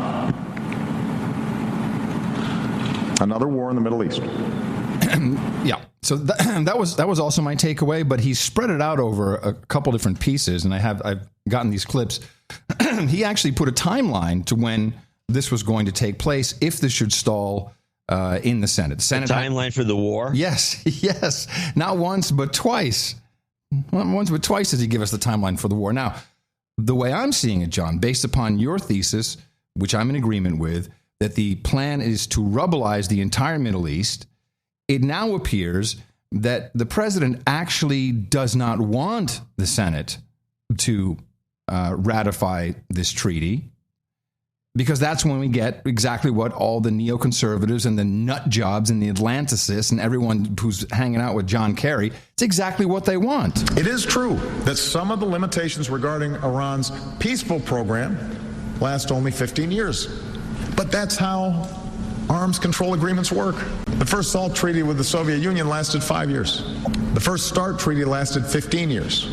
And in our current situation, if 15 or 20 years from now Iran tries to build a bomb, this deal ensures that the United States will have better tools to detect it, a stronger basis under international law to respond, and the same options available to stop a weapons program as we have today, including, if necessary, military options. On the other hand, without this deal, the scenarios that critics warn about happening in 15 years could happen 6 months from now. By killing this deal, Congress would not merely pave Iran's pathway to a bomb, it would accelerate it. Yes. Good. This is exactly what we want. He's going to expand a bit on messaging that. There. Oh, yeah. By the time I took office, Iran had installed several thousand centrifuges and showed no inclination to slow, much less halt, its program. Among U.S. policymakers, there's never been disagreement on the danger posed by an Iranian nuclear bomb. Democrats and Republicans alike have recognized that it would spark an arms race in the world's most unstable region. Yay! And turn every crisis into a potential nuclear showdown. Woo! It would embolden terrorist groups like Hezbollah and pose an unacceptable risk to Israel, which Iranian leaders have repeatedly threatened to destroy. More broadly, it could unravel the global commitment to nonproliferation that the world has done so much to defend. I mean, he's laying it out. This is perfect. This is exactly what we want. The question then is not whether to prevent Iran from obtaining a nuclear weapon, but how. Even before taking office, I made clear that Iran would not be allowed to acquire a nuclear weapon on my watch. And it's been my policy throughout my presidency to keep all options, including possible military options, on the table to achieve that objective. So then he comes back and he just piles on his own heap of crap there and says, instead of 6 months. And as someone who does firmly believe that Iran must not get a nuclear weapon and who has wrestled with this issue since the beginning of my presidency, I can tell you that alternatives to military action will have been exhausted once we reject a hard-won diplomatic solution that the world almost unanimously supports. Now, do you hear what he's saying here, John? He's saying it as if it's a fact. He says, once we deny this, once we stop this, here's what's going to happen. He's not saying if, he's saying when. Listen again. Exhausted. Let me just go back a little bit. Who has wrestled with this issue since the beginning of my presidency, I can tell you that alternatives to military action will have been exhausted once we reject a hard-won diplomatic solution. That's different than saying if we reject. You know what I'm saying? I agree with you. Now, it should play it one more time. He's saying when, he's not saying if. When, not if. I firmly believe that Iran must not get a nuclear weapon, and who has wrestled with this issue since the beginning of my presidency. I can tell you that alternatives to military action will have been exhausted once we reject a hard-won diplomatic solution that the world almost unanimously supports. So let's not mince words. The choice we face is ultimately between diplomacy or some form of war. Maybe not tomorrow, maybe not 3 months from now, but soon. Woo! We don't have to wait 6 months, John. It's soon. It's soon. Somewhere between 3 months and 6 months. And I take this guy's word at it. Because at the end of the speech, the Nobel Prize winning professor, he's a professor, isn't he? Well, he was I think. He's a constitutional lawyer. He was a lecturer. He's a constitutional lawyer. But he won the Nobel Peace Prize in, when did he win? Before he became president. As he was elected, I think he got it right away. Before he was inaugurated. Yeah, before he was inaugurated. That's it. He's very proud of his record on peace. As Commander-in-Chief, I have not shied away from using force when necessary. I have ordered tens of thousands of young Americans into combat. I've sat by their bedside sometimes when they come home. I've ordered military action in 7 countries. Right on! 7! Peace. Yeah, there you go. There's your Nobel Peace 7, Prize. bitches. 7. Count them, 7. Not to mention the dronings. Well, that's what he's talking about. He's talking about dronings. 7. The 7 are Afghanistan, Pakistan, Yemen, Somalia, Libya, and Iraq. And now, of course, Syria. There are times when force is necessary. And if Iran does not abide by this deal, I'll kick their ass. It's possible that we don't have an alternative. He's a warmonger. Duh. All happy about his 7 countries he's bombed. Yeah, he's a warmonger. We've known that. Yeah, but once he got the Peace Prize, he became a warmonger. It's just unconscionable. Oh, well, maybe we're the only ones to hear this. It seems as though we're at least in the minority. And I don't think anybody else has picked up on this. Let's let them get nukes. That way the Saudis are going to have to get them, and then they're going to have to buy a lot of our stuff. We're going to sell tons and tons of armaments all throughout the Middle East. Yeah. And then they're going to blow each other up, and they're going to make a mess, and we are going to go in there and rebuild it after the radiation subsides. Which could be a number of decades. Yeah, but still. Yeah, no, exactly. Who Money cares? in the bank. Who cares? The cleanup project. They can use immigrant labor to sweep up the mess.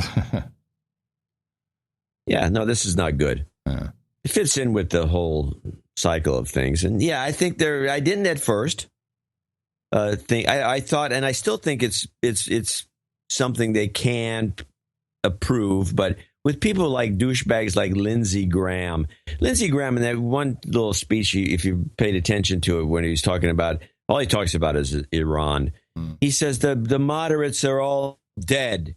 Iran is 50% of the population are young people who love the United States. They love their iPhones. They love everything. They love all that stuff. They love Spotify. If I was Taylor Swift, big Taylor Swift fans, all that sort of thing. We're paying no attention to this, and we're just going to let them blow each other up because who gives a crap? Right. Even though there's probably more money to be made in selling iPhones than all these armaments, but it's a different industry. Meanwhile, I'm keeping my eye on Greece and whatever else is happening in Euroland, and there's a lot of things that are just not getting play, certainly here in the United States, because of the reality show known as the presidential election. And we have a continued immigrant crisis in Greece. In fact, the refugee arrival numbers have increased by 750% over last year. We've got what's going on in the other side of the Channel, on the French side in Calais. There's thousands of people in makeshift camp, all trying to jump into trucks and underneath trucks. And one guy walked the whole channel tunnel, 30 miles. That's a long walk. He almost made it through. And and there's trains whizzing by. Nigel Farage said something about this in the EU Starfleet Command meeting. Is a security issue. And as I say, I take Islamic State very seriously. They say they're going to flood Europe with 500,000 of their fighters. Well, that sounds to me to be rather an exaggeration. But imagine if it's 5,000. Imagine if it's 500. Imagine even if it's 50. So there has to be, some means where you can find out who is genuine or not. And just saying to anybody that arrives in a boat in Greece or in Italy, you can stay, is a policy of disaster. Yeah. Very disappointing to hear him bring ISIS into that. Why? No, because he's saying that the Islamists, I didn't get the memo about ISIS saying, we're going to send all our fighters over there. These are people who need or desperately trying to get out of this shithole of a continent. Yeah. Where the Chinese, ourselves, even Russians, everyone's in there trying to grab the African goods. And he's, these people, they need to be helped. Well, I don't know what they're going to be able to do. That I think they're too stretched to help anybody, especially the Italians. But let's listen to this report, which is the immigration report, which discusses a little meme I've noticed floating around and especially amongst the hardliners, is Australia knows what they're doing. Australia is dealing with this properly. In news from Europe, an overcrowded fishing boat carrying as many as 700 migrants capsized in the Mediterranean Sea off the coast of Libya Wednesday. At least 25 people died and as many as 100 more are feared to have drowned, according to Italian officials. Human rights groups say at least 2,000 migrants have died this year trying to cross the Mediterranean to reach Europe. Meanwhile, Australian officials have announced they've turned away more than 600 asylum seekers at sea under harsh border controls enacted under Prime Minister Tony Abbott. In addition to turning away boats, Australia has also sent migrants who do reach Australian shores to long-term detention camps on the islands of Papua New Guinea and Nauru. Right. Let's just send them to Devil's Island. Screw them. Yeah, we have no compassion. I'll bet you those camps are something. Yeah, I'll bet. Meanwhile, a new bill, has this passed yet? Yeah, I think it's passed the House of Representatives, H.R. 237, which allows the Secretary of State at his own discretion to make a determination that an American citizen has terrorist affiliations and therefore to deny or revoke said citizen's passport, which is so interesting, seeing as we were told, although we objected to it, we were told that Edward Snowden's passport had been revoked. But it wasn't. No. You explained it very clearly. You're the one. You're the go-to guy on this. Yeah, but we looked at everything, and there's no way to revoke it. Now there's this bill which will actually allow it to be revoked. So maybe Snowden's ready to make a move. That's an interesting take. Could be. Well, it's all about Snowden. It will, regardless. It will be. You'll have exit interviews on the way out of the country. Which is kind of normal, I think. Most, like in Europe, if you leave Europe, they look at your passport and they say, "Okay, we got you. We know you left." We don't have that here. Well, and I've never really understood why. Thinking about that, you're right. We go into the to the international terminal. Mm-hmm. We have passport control. Mm-hmm. They make sure you have a passport so you can leave the country, and they just look at it. I don't know that you don't get questioned. You do get questioned when you come in. When you're leaving the United States, you're not. Immigration doesn't look at your passport. You just get on the plane and go. Correct. I think you're right. I think it's only sometime at the airline looks at it often. Yeah, just to see if you have a valid passport to travel. But they don't. There's no check. I don't think there's any. Maybe there is. No, there's no computer check. I don't think it is. No. I mean, except to the no-fly list, which you get looked at when you buy the ticket. But of course, this is a tyrannical move. Say you can't leave the country. Well, yeah, you can't leave the country. Well, that's what Ron Paul suggested years ago. Oh, really? About building that big fence. Was to keep people in. And they won't let you leave the country if you're a felon, which I've always thought peculiar. What do you mean? Seems like you want them to leave the country. Yeah, get these felons out of here. It's never made sense to me. Send them to Mexico. It just never made sense. We highlighted the selective eating disorder as an actual disorder, which is approved by the DSM-5. By the way, I would like somebody to look through the DSM-5 and find the disorder where kids in particular, but I think adults too, don't like to have the food touch each other. I don't know if it's in there. Selective eating, of course, is known to us, and I brought this up on the show, and we talked about texture issues, and not just women, but men also seem to have some of this, although predominantly it seems to be a female issue. And now comes the news. Children who are picky eaters may have bigger problems than a lack of a well-balanced diet. As this new study, researchers from Duke University assessed the eating habits of 1,000 preschoolers aged 2 to 5. They visited the children in their homes and asked their parents or other caregivers a battery of questions about the youngsters' behavior. And they also checked in with a subgroup of nearly 200 kids that they've been doing annually. And the conclusion is children who had,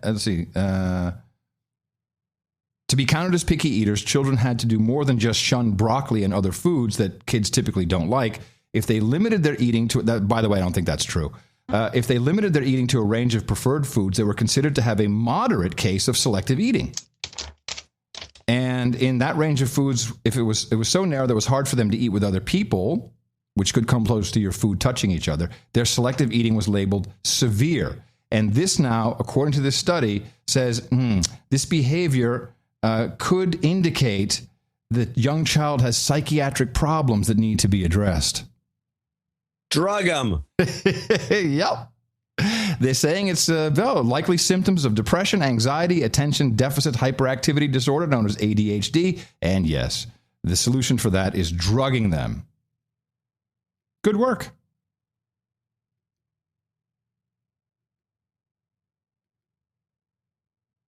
Always good work. Talking about drugs, I thought this report was kind of interesting and makes sense.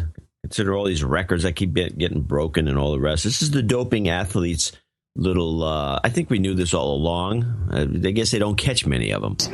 The World Anti-Doping Agency says an independent commission will investigate allegations of widespread use of illegal substances in international athletics. German broadcaster ARD has reported that more than 800 athletes had suspicious blood test results between 2001 and 2012. The reports are based on data leaked from the International Association of Athletics Federation. I'm shocked, I tell you. I just shocked. I had no idea. It was leaked today. I mean, what it indicates to me is that they're covering up. They selectively enforce these laws, these doping laws, so they get the right people to win these competitions, or to get annoying people like Lance Armstrong out. Well, that could. Yeah, well, that was a vendetta. The guy who went after Armstrong, that was a vendetta. Now, of course, Armstrong fucked up, but it was still that guy was going after him big time. Well, he probably had a meeting with him, and Armstrong probably is a dick. This is how we talk in Austin. We don't say he's a dick. We still what do you say? Well, we still kind of like him in Austin. We say, hey, Lance, hey man, how you doing? Is he? He's not from Austin, is he? Yeah, he's in Austin. Yeah, this whole operation's in Austin. Oh, I didn't. That's what we're a big biking town. I think I knew that, but I don't. Yeah, we're a big biking town for that very reason. Oh. I guess we had unnamed sources within the Pentagon who were claiming that the Russians, our good friend Putin, were responsible for hacking the Joint Chiefs of Staff unsecured email system. And it's not specified exactly what happened, but the system has been shut down for 2 weeks now. The hack occurred allegedly on July 25th. Anybody could have hacked it. Yeah, but I just picked up two CNN. Pentagon officials now believe Russia's the prime suspect behind a cyber attack on an email system used by the Joint Chiefs. Here's NBC. U.S. officials telling NBC News that Russia launched a sophisticated cyber attack against the Pentagon's Joint Staff unclassified email system. All right, then let's go straight to the horse's mouth and ask Josh Earnest, spokeshole for the White House. Did Russia really do this? I think what is prompting the news is that there are sources attributing this attack to one specific country, and I'm just not in a position to do that. I can't promise you that we'll be in a position at any point in the future to make a grand pronouncement about who may have been responsible for this particular intrusion. So who's the point of that? It was government officials, unnamed sources. So, and Ernest is going to say, "I'm not." This is bull crap. Mm-hmm. This is like, we never said that. In fact, I made it very clear that we weren't going to name the country because we weren't sure. Yeah. This is plausible deniability. Yes. Yet CNN and NBC are both saying, hey, we got it from sources inside the Pentagon, so it must be true. They won't say anything because they don't want to say, the Russians say, hey, you guys are telling. No, that was the news media. Mm. That wasn't us. Mm. We never said anything. Mm. I don't know what they're talking about. Mm. We're not blaming you. Yeah. Exactly. Yeah. Scam. Is that it? That's that. Okay, I got a couple of Ask Adam kind of things. Do we need the jingle? I think so. Okay. You want to play the jingle first, or you tell me which clip? Is this a clip, or is it just a... There's two clips. All right, it's time for Ask Adam. Okay, the first one is what's new on the PBS NewsHour, and let me preface it. Now, they've changed their style. They're trying to modernize, so they're more hip and modern. Right, this is driven by the... Bill and Melinda Gates, who have never come back with any Gates. money, even though they've jumped through hoops for these two people to change the show when it was fine, by the way it was. It presented the news in a very objective way. It doesn't need to be jazzy. And so, but they've changed it. So tell me, what is jazzier about it? Well, the sets are completely redone, and they got huge. You got to watch this thing. They got big jibs coming in from the top. Flying. Oh, cool. Everywhere. Yeah. And now they're also adding certain sound effects. Cool. Not to an extreme. In fact, it seems kind of lame. See if you can tell me what's a little different in this particular segue. The S&P was down more than 1%. Still to come on the NewsHour, memorable moments from last night's Republican debate. Dum, dum, dum, dum. It was so, you got to play it again. It's so lame. Don't we have a couple of these ourselves? We experiment. Yeah, but we don't have anything this lame. Yeah, that is true. I mean, we have, let's play that again. The S&P was down more than 1%. Still to come on the NewsHour, memorable moments from last night's Republican debate. Oh, man. Now, also on PBS. Oh, boy. Yeah. This is Charlie Rose. I should just discuss him a minute. I mean, he's been working his butt off. I've never been a big fan of Charlie Rose's, but I have to admit, he is one of the hardest working men in show business. And so he's been doing this Charlie Rose interview show on PBS for decades. He produces it himself, so he may make something out of it. He gouges a bunch of these foundations and all the rest. Like you see people on there that donate to the show, the John and Ann Doerr Foundation, and then John Doerr's on the show. Hey, how does that work? Yeah, yeah. So you see a lot of this sort of thing, and it's sort of just an element of corruption, so Charlie can keep his finances intact. And so then he got the morning show on CBS. Hold on a second, John. Transition. Okay. Yes. He got the morning show on CBS, and that I think it was just to beef it up because he was dying, and he came in as a wizened old expert, and he actually is really good on that show as one of these guys. But again, he still does his other show, and now he has to do the morning show. We have to get up at 4 a.m, even get to the studio on time. So he's killing himself, but he's now making millions. So the guy is on a roll, decides to take on a third show. And this is it? He's not working hard enough. So he has his weekend show called This Week. And I think there's other money being made here because at the end of this show, and it starts off like, and here's, he has a bunch of, it's kind of a news summary show. And it's not really that good, but at the end he says, and here's the important events. And he at the end of the show, he said the important events this week that you should be aware of. And then he does 2, 3, maybe 4 important events, important and national events that you should all be aware of. And I listen to these events. I go, wait a minute. I'm going to start using effects to transition. For your weekend. Meryl Streep, Rick Springfield, and Kevin Kline star in the new Jonathan Demme movie, Ricky and the Flash. I was never a traditional mom, but I am a musician, and I'd like to give all I have to you. Fish has tour dates in Cuyahoga Falls, Ohio, and Elkhorn, Wisconsin. Wait a minute. He's promoting a Fish concert schedule? In Elkhorn. I mean, there was a guy at the Chicago Earth, Wind & Fire concert I went to who was handing out flyers, but to have Charlie Rose try and get me to go to Fish, this is new. And I'm left in the now oh, man. Wondrous glow. I think I'm still me, but how would you know? And the reality series Funny or Die presents America's Next Weatherman. It premieres Saturday on TBS. Are you wearing pants? I could not find pants. Balls in my mouth. High-grade asbestos, not to worry. But only one will be named America's Next Weatherman.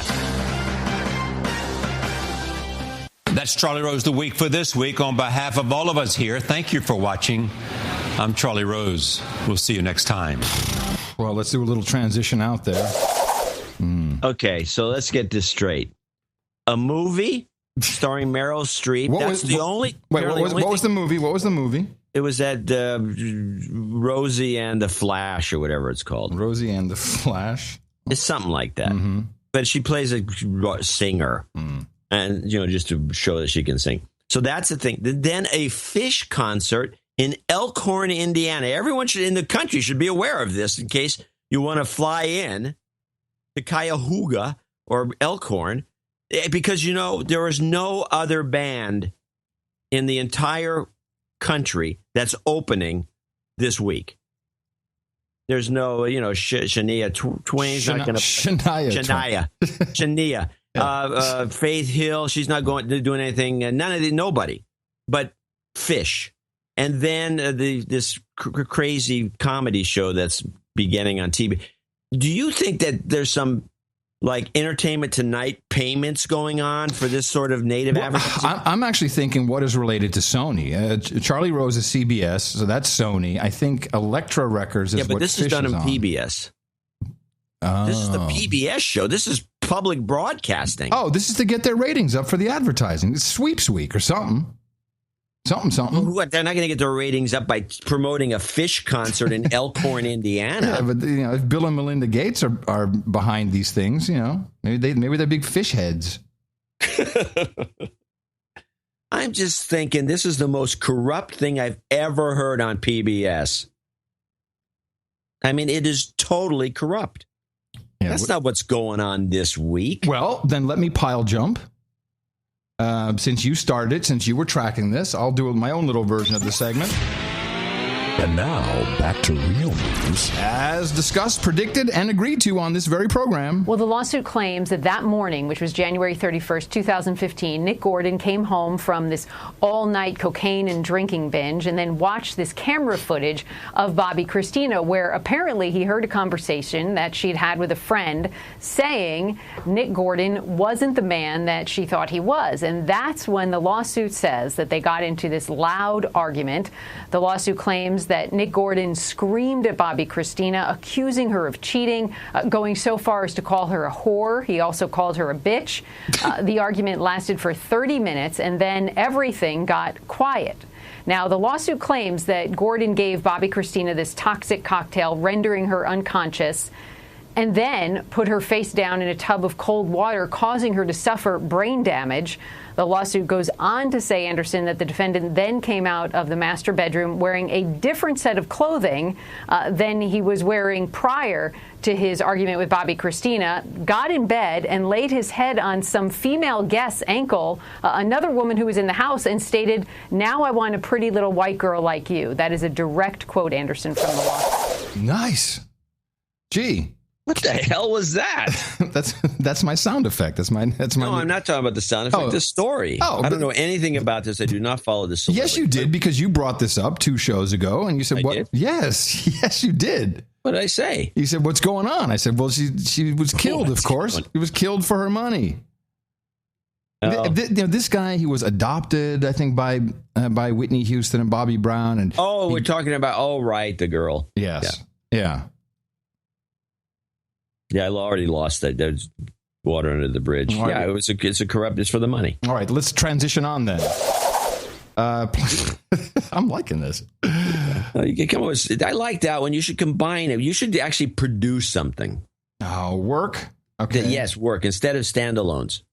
Should be a whoop, whoop, boom, dam, ba-dum, bum. Well, I can always do. You have to work. I don't like that guitar hit. It's every time I hear it, I think 1968 or whatever. 1968 is calling. They want their Beatles back. Yes. This is Ken Blackwell, and Ken Blackwell is from, again, another group. Most of the groups I checked out for today's show kind of checked out to be okay.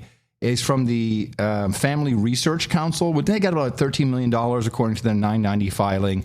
They don't, the guy seems to be, on the up and up. But again, we see another person on television, I think this was from C-SPAN, one of those question and answer shows, talking about Planned Parenthood and its history. Ken, would you agree with pro-life activists, black pro-life activists, that minorities are being targeted for abortions by Planned Parenthood and other providers?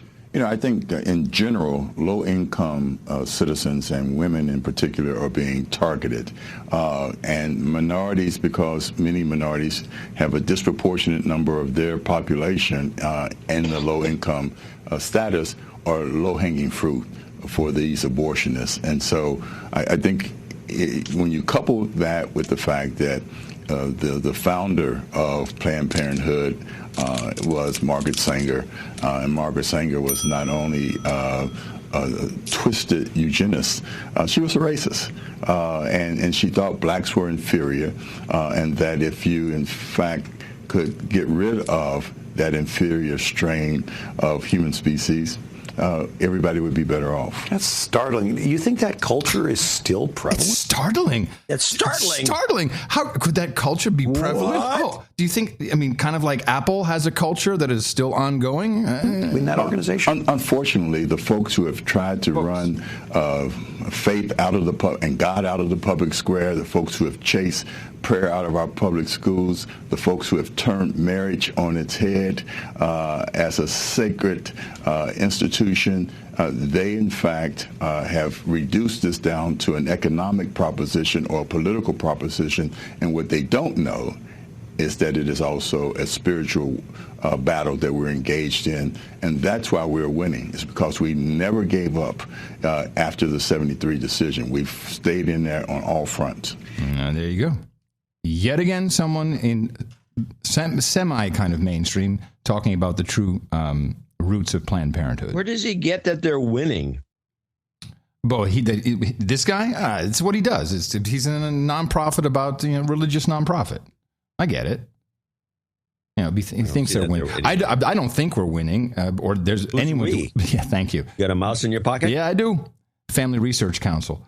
I got to find this article. It was a professor. I wanted to say it was at Harvard or Stanford, and he had a visiting professor from Japan, and he was visiting him for 6 months to study our democracy. And the guy, as he was leaving back for Japan, he said, the one thing I really learned is that religion is incredibly important in a democratic society. And his reasoning for this was that is where, if you take out all the Jesus or the Muhammad or the Torah, or take all that stuff out of there, what is taught, if you just get beyond all right, he died for your sins, so just believe it. All right, it's okay, believe it, he died for your sins. Okay, we take that as a given. It teaches people in Sunday school, but also in sermons, if they're good, right from wrong, and how that we have in society certain rules that should be adhered to. But I think really it comes down to right and wrong. And the less we have that, his assertion is it's eventually you just will not have a functioning democracy, because the only place people are learning about morals is from television. Well, the government. Right. Is the source of what the television delivers. Right. But I thought it was interesting that assertion that without religion, then you won't have enough. I think it was without religion, you won't have enough police to monitor everything that'll happen. Okay. I'm not going to argue the point. Not going to argue the point. It's a throwaway, I know. I'm going to show my support by donating to No Agenda. Imagine all the people who could do that. Oh yeah, that'd be fab. Yeah, on No Agenda in the morning. All right, we do have a few people to thank for show 746, including David Garagiola. I don't know how to pronounce his name. Garaglia.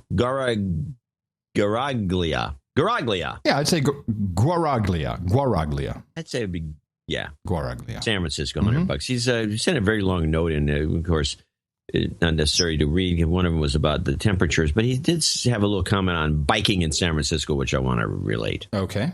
I was in a demonstration petitioning for stop signs to be considered yield signs for cyclists, he writes.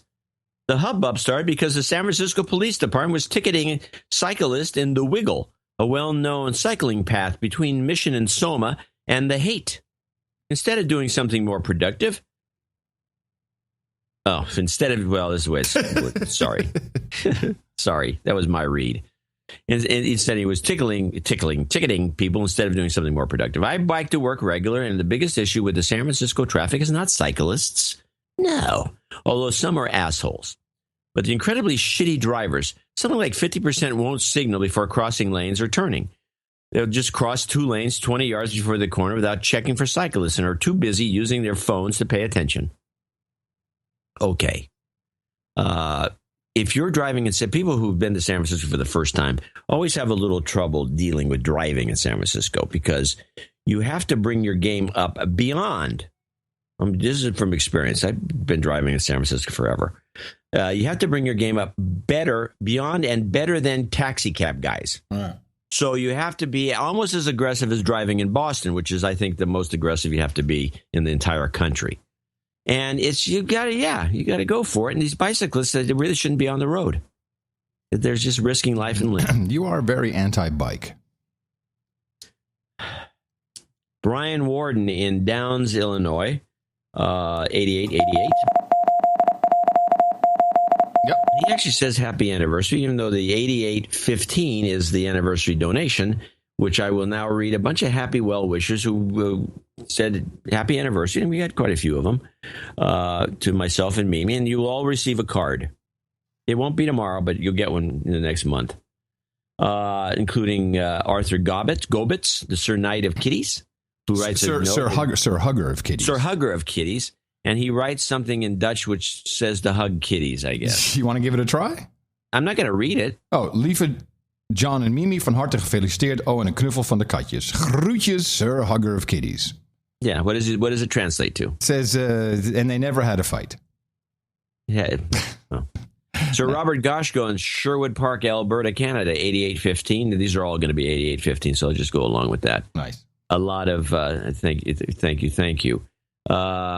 Sir Robert Goshko, Scott Waldher in Madison, Wisconsin, Aaron Rush in Avon, South Dakota, Sir Richard Chow in Fullerton, California.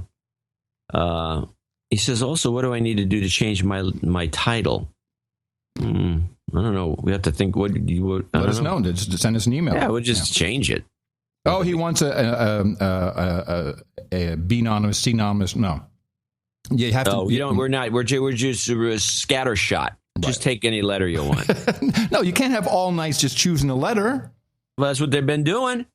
Yeah, if there's another knighthood, look, you're in charge of that. I'm not going to. Whatever. Oh, thanks.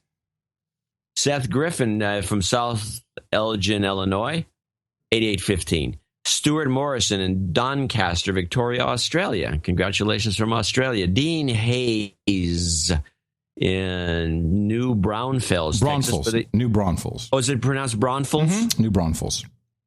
Well, the New Braunfels area makes the barbecue, the side cooker, that is absolutely the one to get. The New Braunfels barbecue setup, the Hondo. They used to have one called the Hondo. I don't think they make that one anymore, but they make a bunch of them. They make the best. They're made from pipes. And other people say, oh, they're just made from pipes. Yes, they're made for like oil, refinery, big pipes. And they're dynamite product. Nicholas Principe in North Carolina, in Fuquay, Varina. And he's also a KM4 DMO 73s. Charles Pronson in Edmond, Oklahoma. Kevin McLaughlin in Locust, North Carolina. Lucas Zua in Munich, Deutschland. Good for him. Marc-Andre Lebel in Montreal, Quebec. He says he wants his personalized card. Good for him. You'll get one. Norman McDonough in Woodstock, Ontario. David Rosa in Clarkston, Michigan. And it says Sir Norman. He's a Black Knight. I'm sorry, Sir David. No, Sir. There's some big spreadsheet. I have to look all the way across. David Rosa is a loyal Black Knight in Clarkston, Michigan. Beatlemania with a D in Milpitas, California. 88.15. And then we dropped to Richard Moffat, who came in with 83.15. And I do have a note. He sent a note in which is worth reading. He's talking about, it's not, I'll just kind of summarize, but he's bitching about the NASA New Horizons Pluto thing. And he starts off by saying, you two guys said that NASA was a bunch of liars, and I agree. and then he talks about... I was sweating. Now, I did some work. I did some research. I did a little work on what he says. He says that the because of the distance and all the other aspects of that spaceship, it is sending data at what he claims is 900 baud, which is very slow. Yeah. And I found one of the online calculators, and I put in how long, and I read about all these. And all these reports are vague, and they're all over the place. Science writing. You mean to transfer a picture? Is this what you're talking about? For the amount of data transferred for a high definition picture? Okay, got it. This is what I questioned initially. Anyway, so I read all the articles I could, and I found that there's some people saying get 1 kilobit. 2 kilobits maybe, and then if you read enough, they're going to be able to send twice as much data. In other words, not 1 but 2 by turning the antennas so you get 2 polarized signals that go out, 1 vertical, 1 horizontal. And there's all these things, but they say it can only transmit 8 hours a day because it's so busy. And you got to have a lot of error correction going on. I would hope, but I did a calculation because one of the articles, again, the science writing in this country has deteriorated. But one of the articles says they got this is a vehicle from using computer technology from 2005. He says in the letter that, well, this is a bunch of old crap. But no, the 2005 computers could kick ass. There's no question about that. And there's 2 32 gigabyte drives on this thing. And one of the article claims they're full of data that they have to ship back. So I found a calculator, and at I used 2,400 baud. I cranked it up, so this thing is cooking 24 hours a day. How long would it take to send 64 gigs of data? Now, everybody's talking about these 16 months we're going to have to wait for these pictures and all the rest of it. My calculation, based on one of the standard calculators... It's probably closer to 8 years. 10. See, that's what I thought, yeah. It's 10 years. It would take to send the 64 gigs at 2,400 baud, not 900, or not just using it 8 hours a day. So something's wrong, and he's right. He's right. It's bullcrap. He says the whole thing is just to get more money for NASA, and well, of course. Well, now did you also see the crab on Mars? That's another one that is unexplained. No, I haven't seen the crab. Yeah. The Mars rover. There's clearly a crab that you can see. And NASA is just, not answering. Like, no, don't worry about it. Wow. Mm-hmm. It's a space crab. You've been watching too much Star Trek. No, unfortunately, just reading NASA press releases. That's all you need to do. Anyway, onward.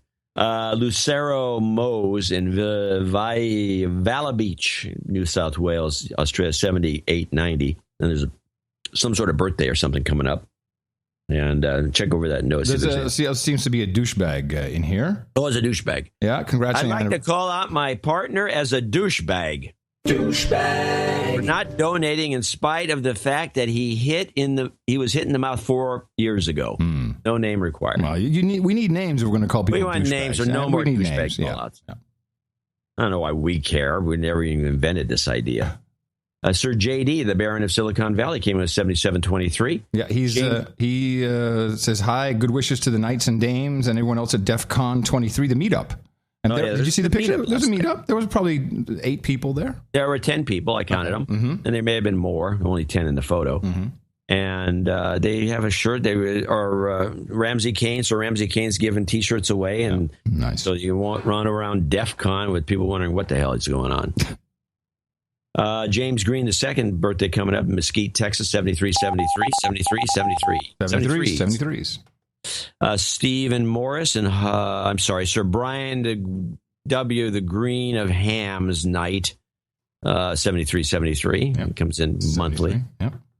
You can give him a little love. Well, Yeah. 73, 73. I thought one would be enough for both of them, but okay, that's fine. Stephen Morris. So we love our hams. Stephen Morris, 6633 from Holly Springs, North Carolina. Scott Checkeye in Harwick, Pennsylvania, 5555. Sir Kevin Payne in Richmond, Virginia, 5432, 5432. Ian, almost. Ian Larson in Riverhead, New Zealand.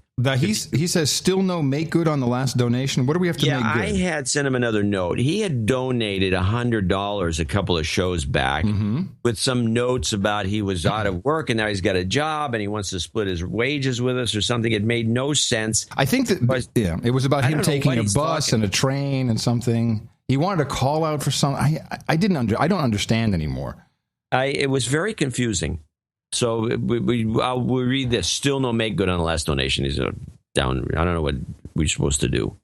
I think he wanted us to promote something, which I'm not really. I didn't see that in the note. Yeah, and the thing is, he uses different names. It's Ian, and then it's Larson. I told him that was confusing too. I'll hear back from him. We'll figure it out eventually. Promise, because he keeps. This is what happens. People email me. Well, John messed this up, and they email me. Like, what am I going to do about it? Sir Blake, Night of Procrastination, Los Angeles, California, 5280. Vincent Benedict Pi Castro, which may mean De Castro. Yeah, this is a good one. He's in Metro Manila, the Philippines. Nice. 5280. We need Philippine listeners. Get us some likes on our Facebook page. Todd Creamer or Kramer in Watsonville, California, 5280. Now, these are the people who are now members of the Mile High Club. They're already in 5280. Good. Yeah, so I'm going to just list them off. Gregory Worley in Evington, Virginia. Dennis Adams in Vienna, Virginia. Jason Daniels in Dallas, Texas. Joseph DeMartino in Ocala, Florida. R.D. Swart in the Netherlands. Almelo. Brian Betancourt in Salem, Massachusetts. Sir David Rosa in Clarkson, Michigan. Nathan Peters, Middleton, Connecticut. Garrett Evister in Murrieta, California. David Pete, Aubrey, Texas. Where's Aubrey, Texas? Jan Vanderlaan in Ossen. Very good. Drenthe. But he's in for. I'm sorry, David Pete and Jan Vanderlaan are $50 donors. They're not members of the Mile High Club. No, they're 280 feet short. I'm sure they'll get in where they can. Yeah. GaryGeck.com in Beverly Hills. Anthony Garland. These are $50 donors. Anthony Garlanger, Downers Grove, Illinois. Jonathan Mayer in Xenia, Ohio. Tim Abel in Bergfield, UK, $50. Alexander Sokovy in Moscow, Soviet Union. Always in. This guy has got to be a knight by now. He's always in. I'm surprised that he's not. We have to send him a note and ask him. All right, do that. Steve Chipman in San Rafael, California. And I think that concludes, because we have one more, but I don't know if it's underneath or what. This was, I think, a make good. This is Associate Executive Producer for 741, Oscar Schenk. Yeah. Said, you guys always read the full letter, but in this case, something went wrong. Right now, okay. I started my business. I'm going through a bit of a rough patch. I would really appreciate it if you find the time to at least mention my private surf school, Hot Zone. Oh, there you go. Where is it? HotZoneSurf.com. Okay. That was a part of his original associate executive producer note for 741. Okay. All right. Happy to fix that. Yeah, we'll plug your stuff. Yeah, HotZoneSurf.com. Right. HOTZONE. But then we have, let's see, Bernie Adama. And the idea was, instead of becoming a baronet, he wanted to knight his son John. So he was handing over the knighthood. And because it was spelled out properly in his communication with the back office, John Adama now becomes a black knight. Right. And it's Adama? He told us once. Every time we run into his name, we say both, Atima and Adama. I think it's Adama. I think it is too.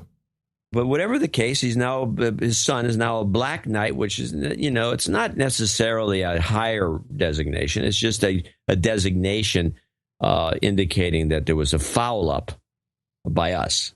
Right. And which there was. Some people like the name Black Knight. They think it's cooler. Yeah. And then I have one final announcement from the No Agenda family. Mark Void Zero, who, as you know, runs. He's the dude named Ben, runs the entire infrastructure, and he went through some crazy surgery. He had a pleurectomy. It was terrible. Pleurectomy is no good. He got a big battle scar across his on his chest.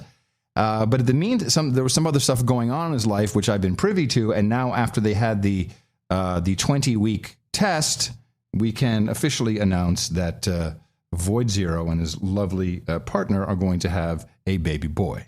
Ah, how nice is that? That's terrific. He's a great guy. He is a great guy. He has no idea what's about to happen to him. Well, it won't be a bad thing. No, it won't. You don't just make him have to concentrate. It just never ends. Well, no, there's that. But other than if it never, would you rather be it never ending, even though it could be problematic, or would you rather be Lindsey Graham? Good point. Dvorak.org/NA.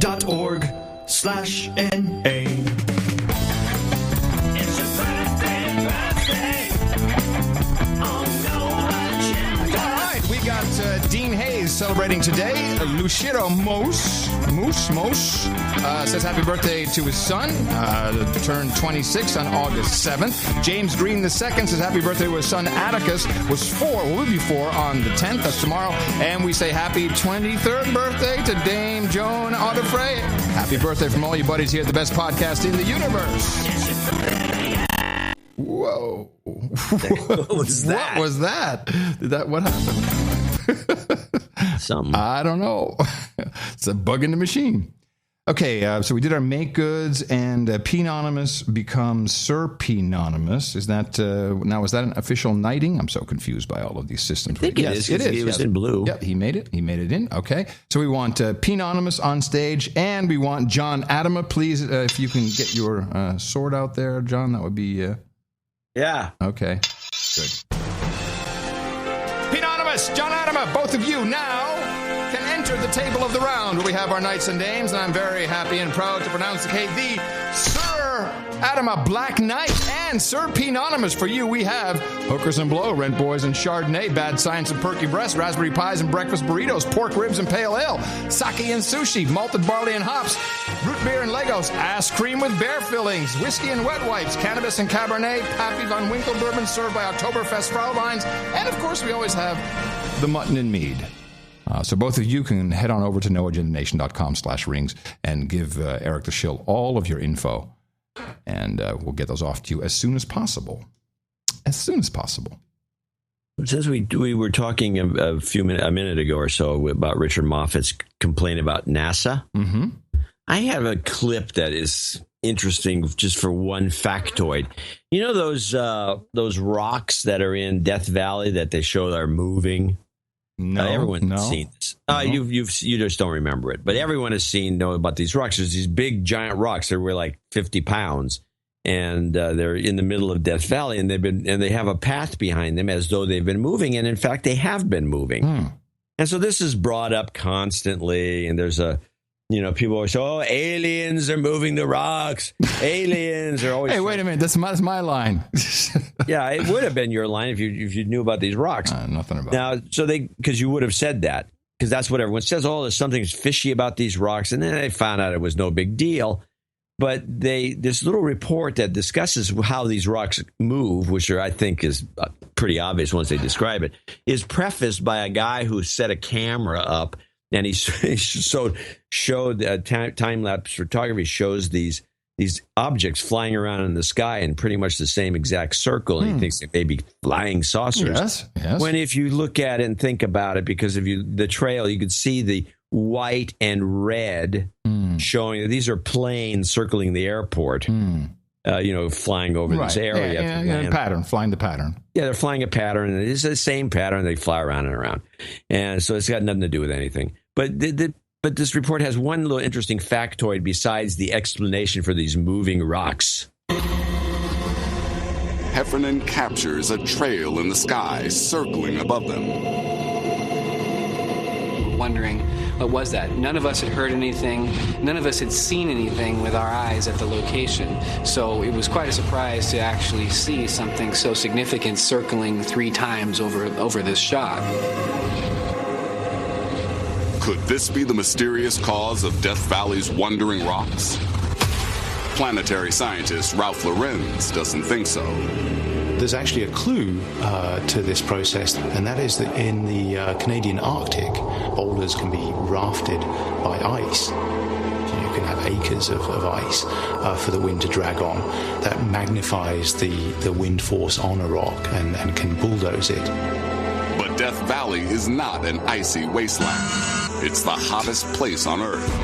What the hell am I listening to? What is this is the explanation? Just let it play. A NASA-funded research team sets up an experiment to track the rocks on Racetrack Playa for 10 years. After a 2-year wait, their patience pays off. Until very recently, nobody had seen the rocks move, but in fact that changed this winter.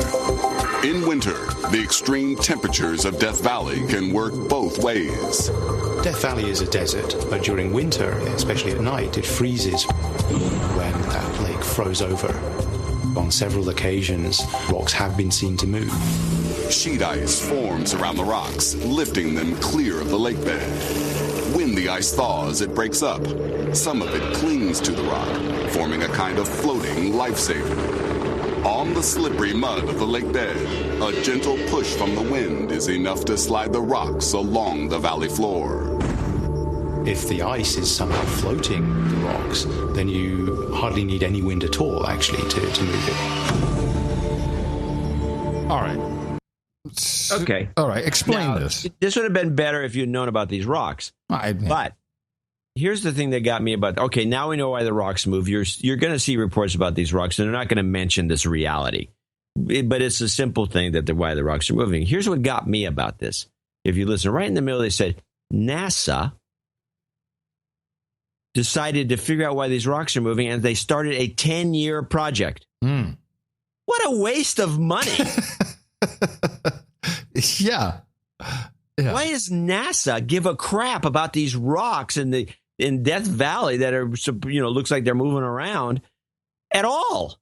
What is NASA? I thought NASA's about outer space. Oh, I think it's obvious. Whenever they have one of these phony baloney Mars missions, which of course is in the desert, I knew you'd go there. Yeah, well, it's obvious to me. Come on, it's obvious. Softball. Yeah. Thanks. Anyway, all right. I just want to inform the public who know about these rocks. The rocks are moving, and it's because of ice. iPhone, schmyphone. All right, it is Sunday. Time for some tech news. Not the kind of stuff you'll hear from the Tech Horny shows, but this is the real deal. And I would like to start off with, and it's becoming apparent now with Black Hat, DEF CON, whatever it's called there in Vegas. Is 2 of them. Are they at the same time? No, one's a week before, and then the other one comes. They're like they're like bang bang. Right. So here was my takeaway from 2 stories. Of course, we all wanted to see the presentation from these hackers who were paid to take control of the Jeep. Apparently Tesla had a car on premises in the hacking area, and everyone was invited to hack into the Tesla. It seems to me like this is very coincidental that, we've got, these cars are all hackable, but over here, the Tesla, not at all hackable. I thought, what I was reading during this period was that Tesla's infinitely hackable. That's what I thought. Because they do software downloads over, like over the Wi-Fi or something that anyone could probably manage. It's probably 4G. Whatever they're doing, probably. But they're doing software upgrades to the systems that seem to me that if you could just get the code to talk to the Tesla, you could load a whole system in there that would take it over. Tesla recruiters were on hand along with members of the California-based company's security team. Tesla's cars are highly computerized. They also call it the data center on wheels. New features as well as software updates are pushed out to vehicles over wireless internet connections. Quote, "They're not messing with our software." This is one of the experts. She knew of no cyber attacks aimed at Tesla cars. The gauntlet is down. Data center on wheels. So we'll see what happens there. The news about And I thought that, we've often talked about the fingerprint readers on phones. So another piece of news coming out of Vegas, hackers can remotely steal fingerprints from Android phones. And not that is so surprising, but surprising was where this information came from. Do you remember the company known as FireEye? Oh, yeah, we talked about them. Yeah, these are the guys who are already sanctioned and indemnified under CISA, under the Cyber Information Sharing Act. Companies can share information with them and then pass it on, and they act as the complete guardian They're to the all the gateway. So these guys have infiltrated. It's time for DEF CON, Black Hat. It's time for a new one, people. It really is. Your shit is compromised. The feds are all over this. Well, that's been for years. Yeah, well, I don't think everyone realizes it. And then I think they do. And I wanted to just, there's a link in the show notes under the NA Tech News for the hams out there. There's a new digital mode, which I've been playing with. It's FSQ. Stands for Fast Simple QSO, specifically designed for HF, and it's pretty cool. It's like a chat program. There's something I've been thinking should be done maybe with Morse code, but of course your throughput data rates are pretty low. But now you can so you're typing in a line. It's kind of like a little bit like IRC, except of course when you're transmitting, then you're not receiving at the same time. But you type in a line, hit return, boom. It can also alert you if someone's looking for you, but you can also transfer files, small files. There's some error correction in there. It's pretty cool. This is a very... I thought transferring files was illegal. Well, it's a gray area. You're not allowed to have encryption that does unless there's a very clear public way to decrypt that is available to all. That's really the main thing. So yeah, files could arguably it could be skirting around that issue, but it doesn't seem to be much of a problem. I mean, there's weather data being transferred. No, there's weather data being transferred, all kinds of things. But I really like this, and you can get it in FL Digi in the new version. No Agenda Hams. Check it out, and let's see if we can. I haven't actually made a successful contact with it. I don't know. The bands have been pretty shit. Hello, anyone there? Hello, CQ. Anyone out there? Please. All right, quick roundup here. First of all, we have news coming out of North Korea. The way it has been picked up on Facebook is predictable. Crazy. Those guys are nuts. Crazy North Korean. That guy's insane. It's all about regime legitimacy, I think. This North Korean leader has been having a hard time, I think, holding things in place. It's all about perpetuating the myth of this leadership in the Kim family. That demand for obedience, that siege mentality, is part of what seems to be Kim's MO during his short stint in power, to create his own reality inside North Korea, where outside truths don't apply to him. From possibly faking a missile launch from a submarine, to flaunting diplomatic rules, making Dennis Rodman the highest-profile American to visit Pyongyang during his rule. This report is so great. It's really not true. We had Clapper went to North Korea. But no, we'll only talk about crazy Dennis Rodman. Regardless of the PR fiasco it turned out to be. I'm gonna ask what the hell you think. Well, Rodman he had a bit of a meltdown there at the end. That didn't work out. It was alcohol or something. The latest example of Kim's own reality, he's creating his own time zone he calls Pyongyang time, setting all North Korean clocks back 30 minutes. That'll happen on August 15th, the 70th anniversary of North Korea's liberation from what they call the wicked Japanese imperialists. Analysts say it won't have much practical effect. They already control when people wake up in the morning with loudspeakers and revolutionary music. Nothing is computerized there, so they don't have to rewrite any code.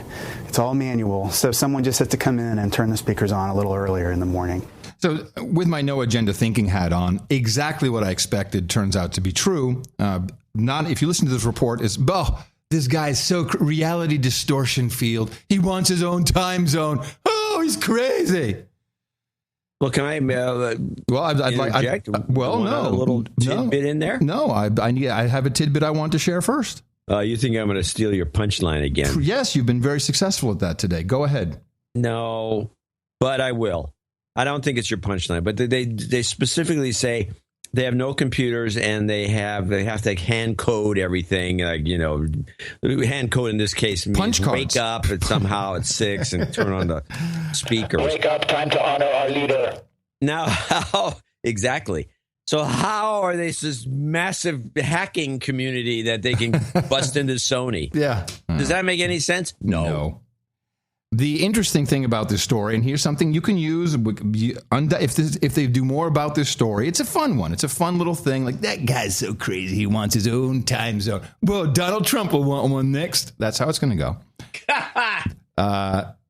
You need to know that when the Japanese annexed Korea in 1910, the actual Korean Peninsula time was the new time zone, 30 minutes earlier than it is today.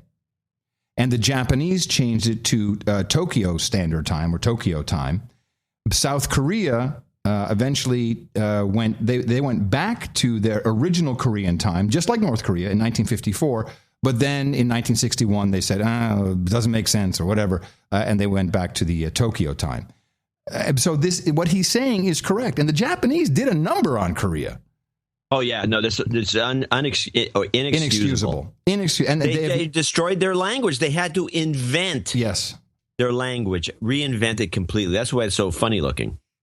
It's modern. Yeah. The Japanese language actually is a descriptor. Every one of those little characters is a descriptor of how you're supposed to form your mouth to say or to make whatever sound that the descriptor. Oh, that's the kanji characters, you mean? It's not kanji. It's Korean, and that's why there's. The Koreans. Yes, yeah. That's why there's a bunch of round characters, which means your mouth is supposed to be in a round shape. Right. It's a very unusual way of doing it, but they had to do something. They could still speak Korean, but they couldn't write it. I don't know how they lost the language completely like that, but they did. Well, all I want to pass on to our producers and the audience at large, when you hear someone do this, that crazy guy, you just say, well, actually it was the Japanese who changed it. That was the original time. There are half-hour time zones going back, and they're saying to celebrate kicking the crazy Japanese out of 70 years ago out of North Korea. So. You did mention something in that little commentary that I think I should emphasize. Please. Now that you mention it, I'll bet that somehow before this whole election cycle is over, here it comes. They're going to equate Kim Jong-un with Donald Trump. That would be fabulous. They're going to do it. You've already did. I've set it up. I'm from the future. I'm already feeling it. I'm also feeling another gay move coming on. Another gay agenda. Big gay. Gays? Big gay. Here we go. Okay, it might be time to have a heart-to-heart with Hollywood. Is there something in the water? Because this summer is about to be remembered as the summer of celebrity breakups. This is actually probably good news for devoted One Direction fans. Former band member Zayn Malik is single again. Malik broke off his 2-year engagement to his Little Mix fiancée, Perry Edwards, 2 weeks ago, leaving her devastated. This week also brought us the news of Gavin Rossdale and Gwen Stefani's divorce after 13 years of marriage. The couple, who met in 1995 when their bands No Doubt and Bush toured together, said in a statement the decision was mutual and they will remain partners to jointly raise their 3 sons. In July, Miranda Lambert and Blake Shelton shocked fans after announcing their split after 4 years of marriage. Ben Affleck and Jennifer Garner announced their separation in June after 10 years of marriage. Like Lambert and Shelton, they also dealt with a cheating scandal, what's being called Nannygate. I'd say we could look to Miss Piggy and Kermit the Frog for the ideal Hollywood romance, but they just broke up too. The couple posted matching Facebook statuses saying, in part, our personal lives are now distinct and separate, and we'll be seeing other people, pigs, frogs, et al. Some suspect Kermit has spent too much time working on the Muppets' new primetime show, and it's thrown a wrench in the romance. Isn't it unbelievable how far they will go to promote a stupid movie? A stupid primetime show. That was a long road. Yeah, but how did you even find? What are you doing? This is all over these Facebooks. Facebook. Yes, yeah. I know. There's this Piggy and Kermit the Frog. But I think when they say they would see other frogs or pigs, I think there's a gay thing coming. What? Yeah, I think Miss Piggy may get it on with another pig. Oh, you think Miss Piggy's going to go lesbian? Yep. Okay. Keep your eye on it. Keep your eye on it. It's pretty risky. But keep your eye on it. These things happen. Well, Kermit could too. He makes more sense. Oh, all right. He always seemed a little light in the loafers. Yeah. All right. What else do we have here? I got a letter here from David Farrick. Khalif Ahmad, he's apparently in the UAE. This guy, Habitur, is a prominent real estate developer from the UAE, according to Forbes magazine, number 335, the richest. Can't say I know the man other than a phone call I had with him because he wasn't happy with one of our physicians at a hospital where I worked. He published an opinion piece discussing, he says, in a nutshell, he says he argues that Obama is to blame for the rise in ISIS, well, CIA, and that the Donald should be our next president. He says he's sure this mirrors many of the GCC leaders, Gulf Coast, I don't know, leaders for the following reasons. One, they definitely view Obama as weak. Another quick anecdote. I was talking to a Pakistani taxi driver in Jeddah recently, and he said, by the way, always say said, not stated. When George Bush talks, 9 million people stop talking and listen. When Obama talks, no one listens. His English wasn't so good, but I got the point. This sentiment is echoed throughout almost every conversation I have as an American discussing U.S. presidential politics with GCC residents and citizens. The UAE, in particular, has a rich history of Arab traders and negotiators. As such, they have a tremendous amount of respect for successful, ethical businessmen. This is one of the reasons that Al Habtoor is so well respected and has such a high prominence in their culture. Donald fits the bill. They have a fixation, he says, is point 3, and this is important, and this is true. They have a fixation on the one great man leader concept. Now, this is always distressing to me because the Americans, we always talk about a big game about one great man, that sort of leader, but we're really, I think, a country of team players. And I really think we are. And I think that's why we're so good at team sports. A lot of these countries can't play team sports. I mean, the Japanese can. But most countries, to me, soccer is less of a team sport. It's always the one. You have to have that one superstar. He's the one great man. Every team's got one. And that's the only guy they talk about. And he's the guy who makes the fantastic shots and all the rest. And I just found this letter to be somewhat interesting because we're as a country, I think we're more collaborative, more team-oriented. Yes, I would agree. So, Trump, I don't know if he's a team player. Oh, I think he's a team. I think he's a leader that knows how to lead a team. Well, maybe he might be one of those great delegators. That's what Reagan was so good at. I'm going to try and become a delegate here in the great state of Texas. Oh, go for it. Yeah, I was reading up on that. I was reading up on the Republican Party. In different states, it's done differently. I think you have to run for it or something, or you have to. You do have to run for it here in Texas, but you do not have to become a Republican if you want to vote in the primary. You don't have to do anything. Here in California, to vote Republican in the primary, you have to be Republican. Right, they don't let you do. Right, you don't have to. They let you vote Democrat if you're independent, but not Republican. Yeah. Well, I'm glad because I don't want to. So you're going to go Republican just to get on the delegate thing? Yeah, sure. To go to the convention. Yeah, I'd love to do that. And the ultimate goal is, of course, for us to get into the White House and hang out with President Trump, bang some chicks in the Lincoln bedroom, smoke some weed with Willie. Who's Willie? Nelson. Oh, Nelson. Really? This is in the show notes, just shifting off for the last few bits here of the show. This is what you sent me earlier in the week, maybe it was at the beginning of the week, about a new study. And this is something that it's in the show notes for a reason. So you can use this and find more research if you want. But in 1987...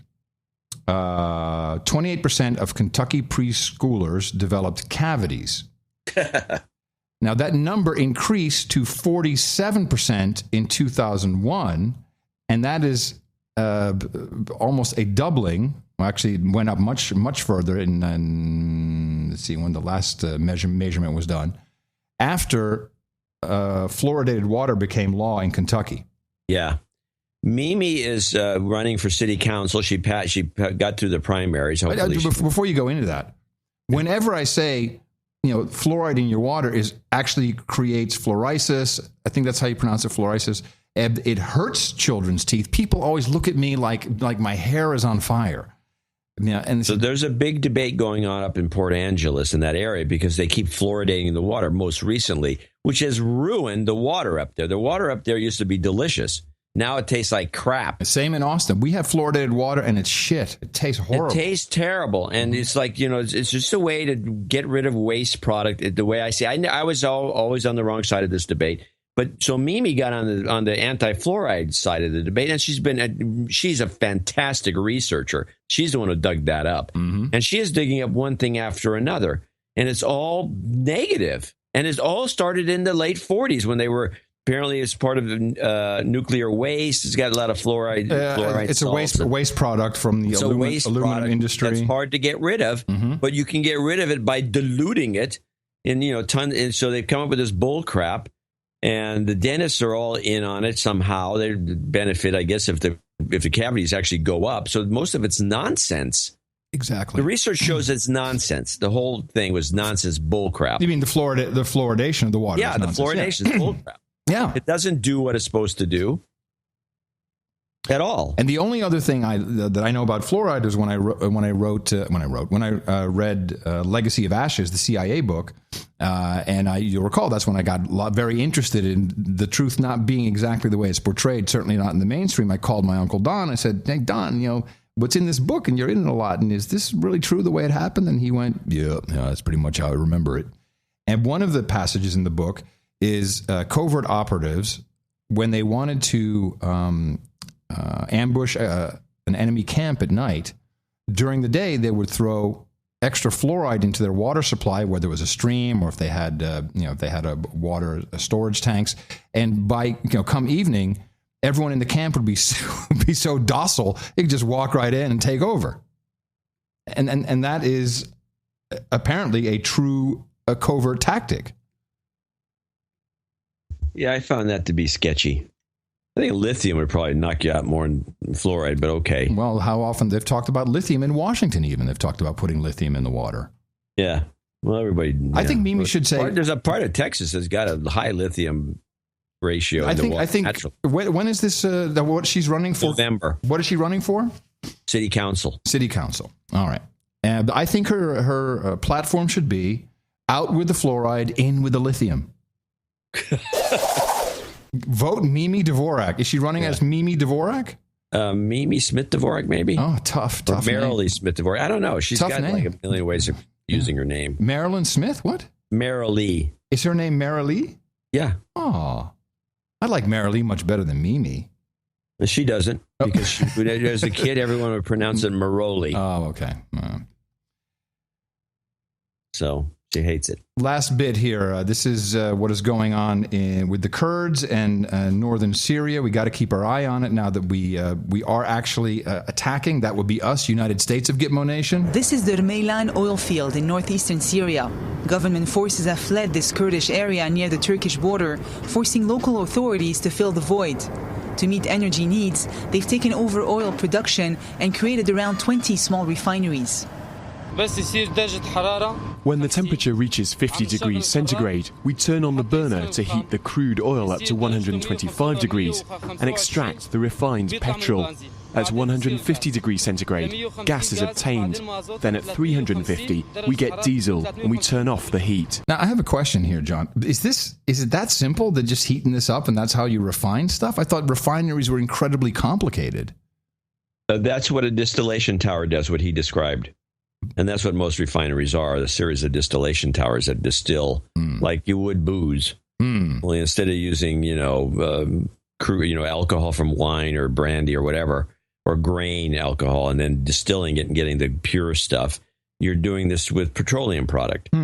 Now, some refineries, most refineries also have catalytic cracking and other more complicated processes to break down these molecules using giant, huge things that are filled with platinum and other catalysts to bust up these molecules. Then it eventually goes back to a distillation tower.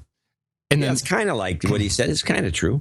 Just looking at this, it looked like a bunch of jerry-rigged stuff all strung together. I'm like, really? They can do this? That's a refinery. Looks like if you've ever looked at it, refineries are a bunch of jerry-rigged stuff. Meilan is the largest oil field in Syria, but production has dropped from 165,000 barrels a day before the outbreak of the war to just 15,000.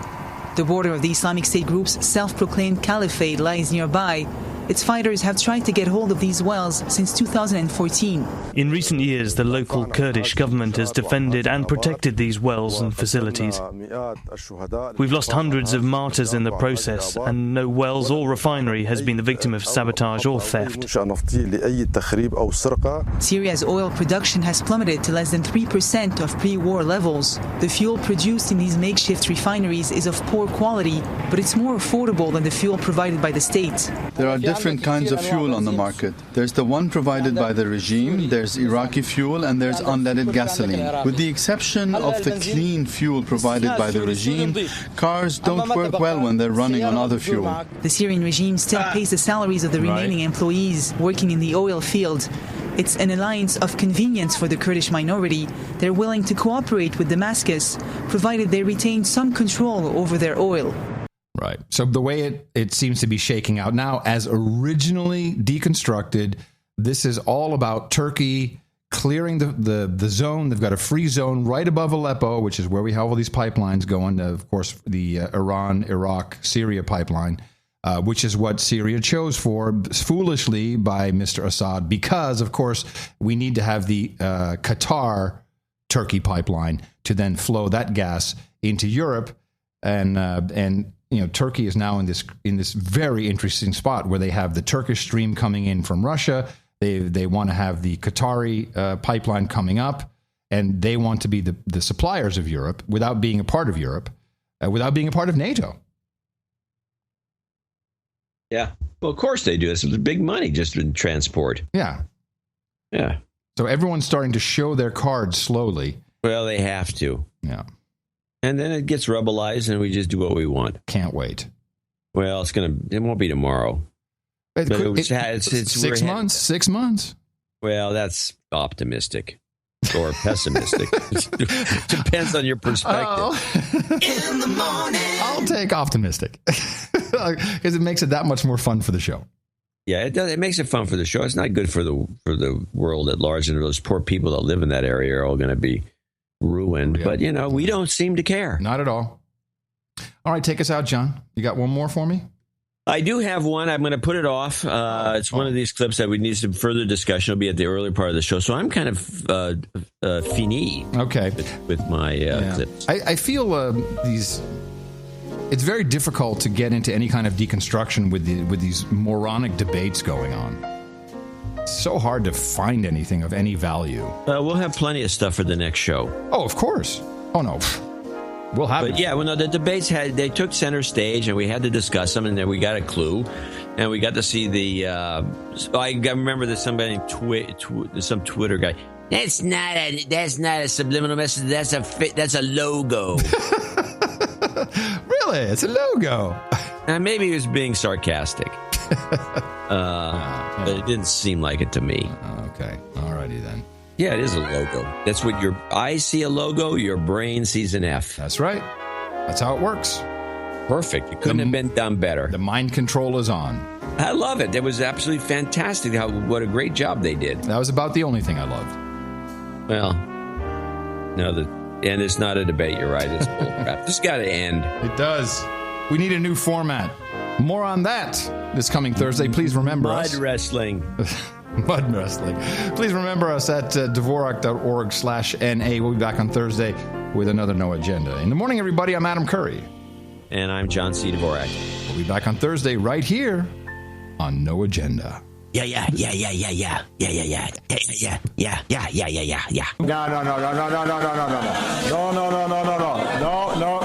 Unicorns! Yay! Nobody knows who the douche you are. Hi, everybody.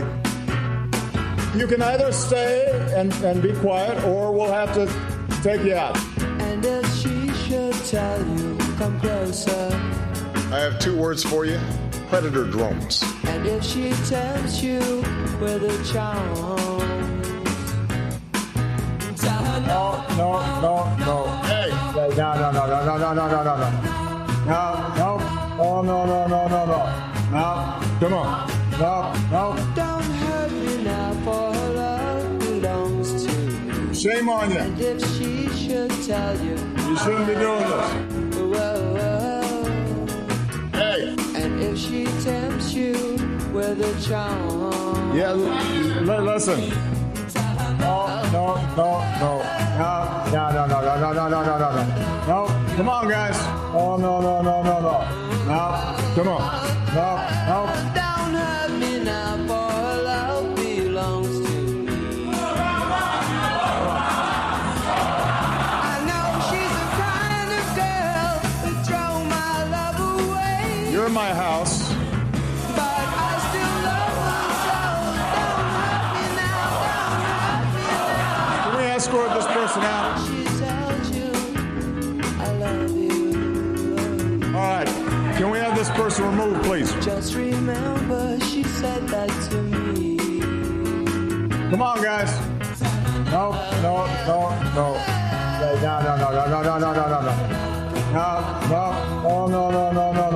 Come on.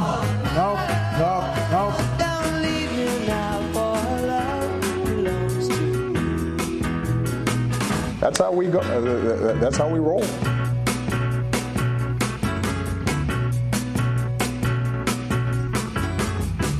And that's the story. Where is the media? Okay, you know what?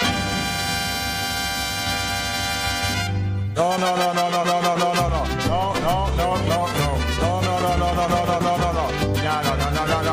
Hey, no.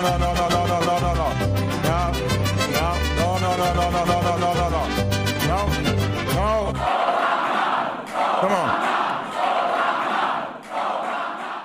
Calm down.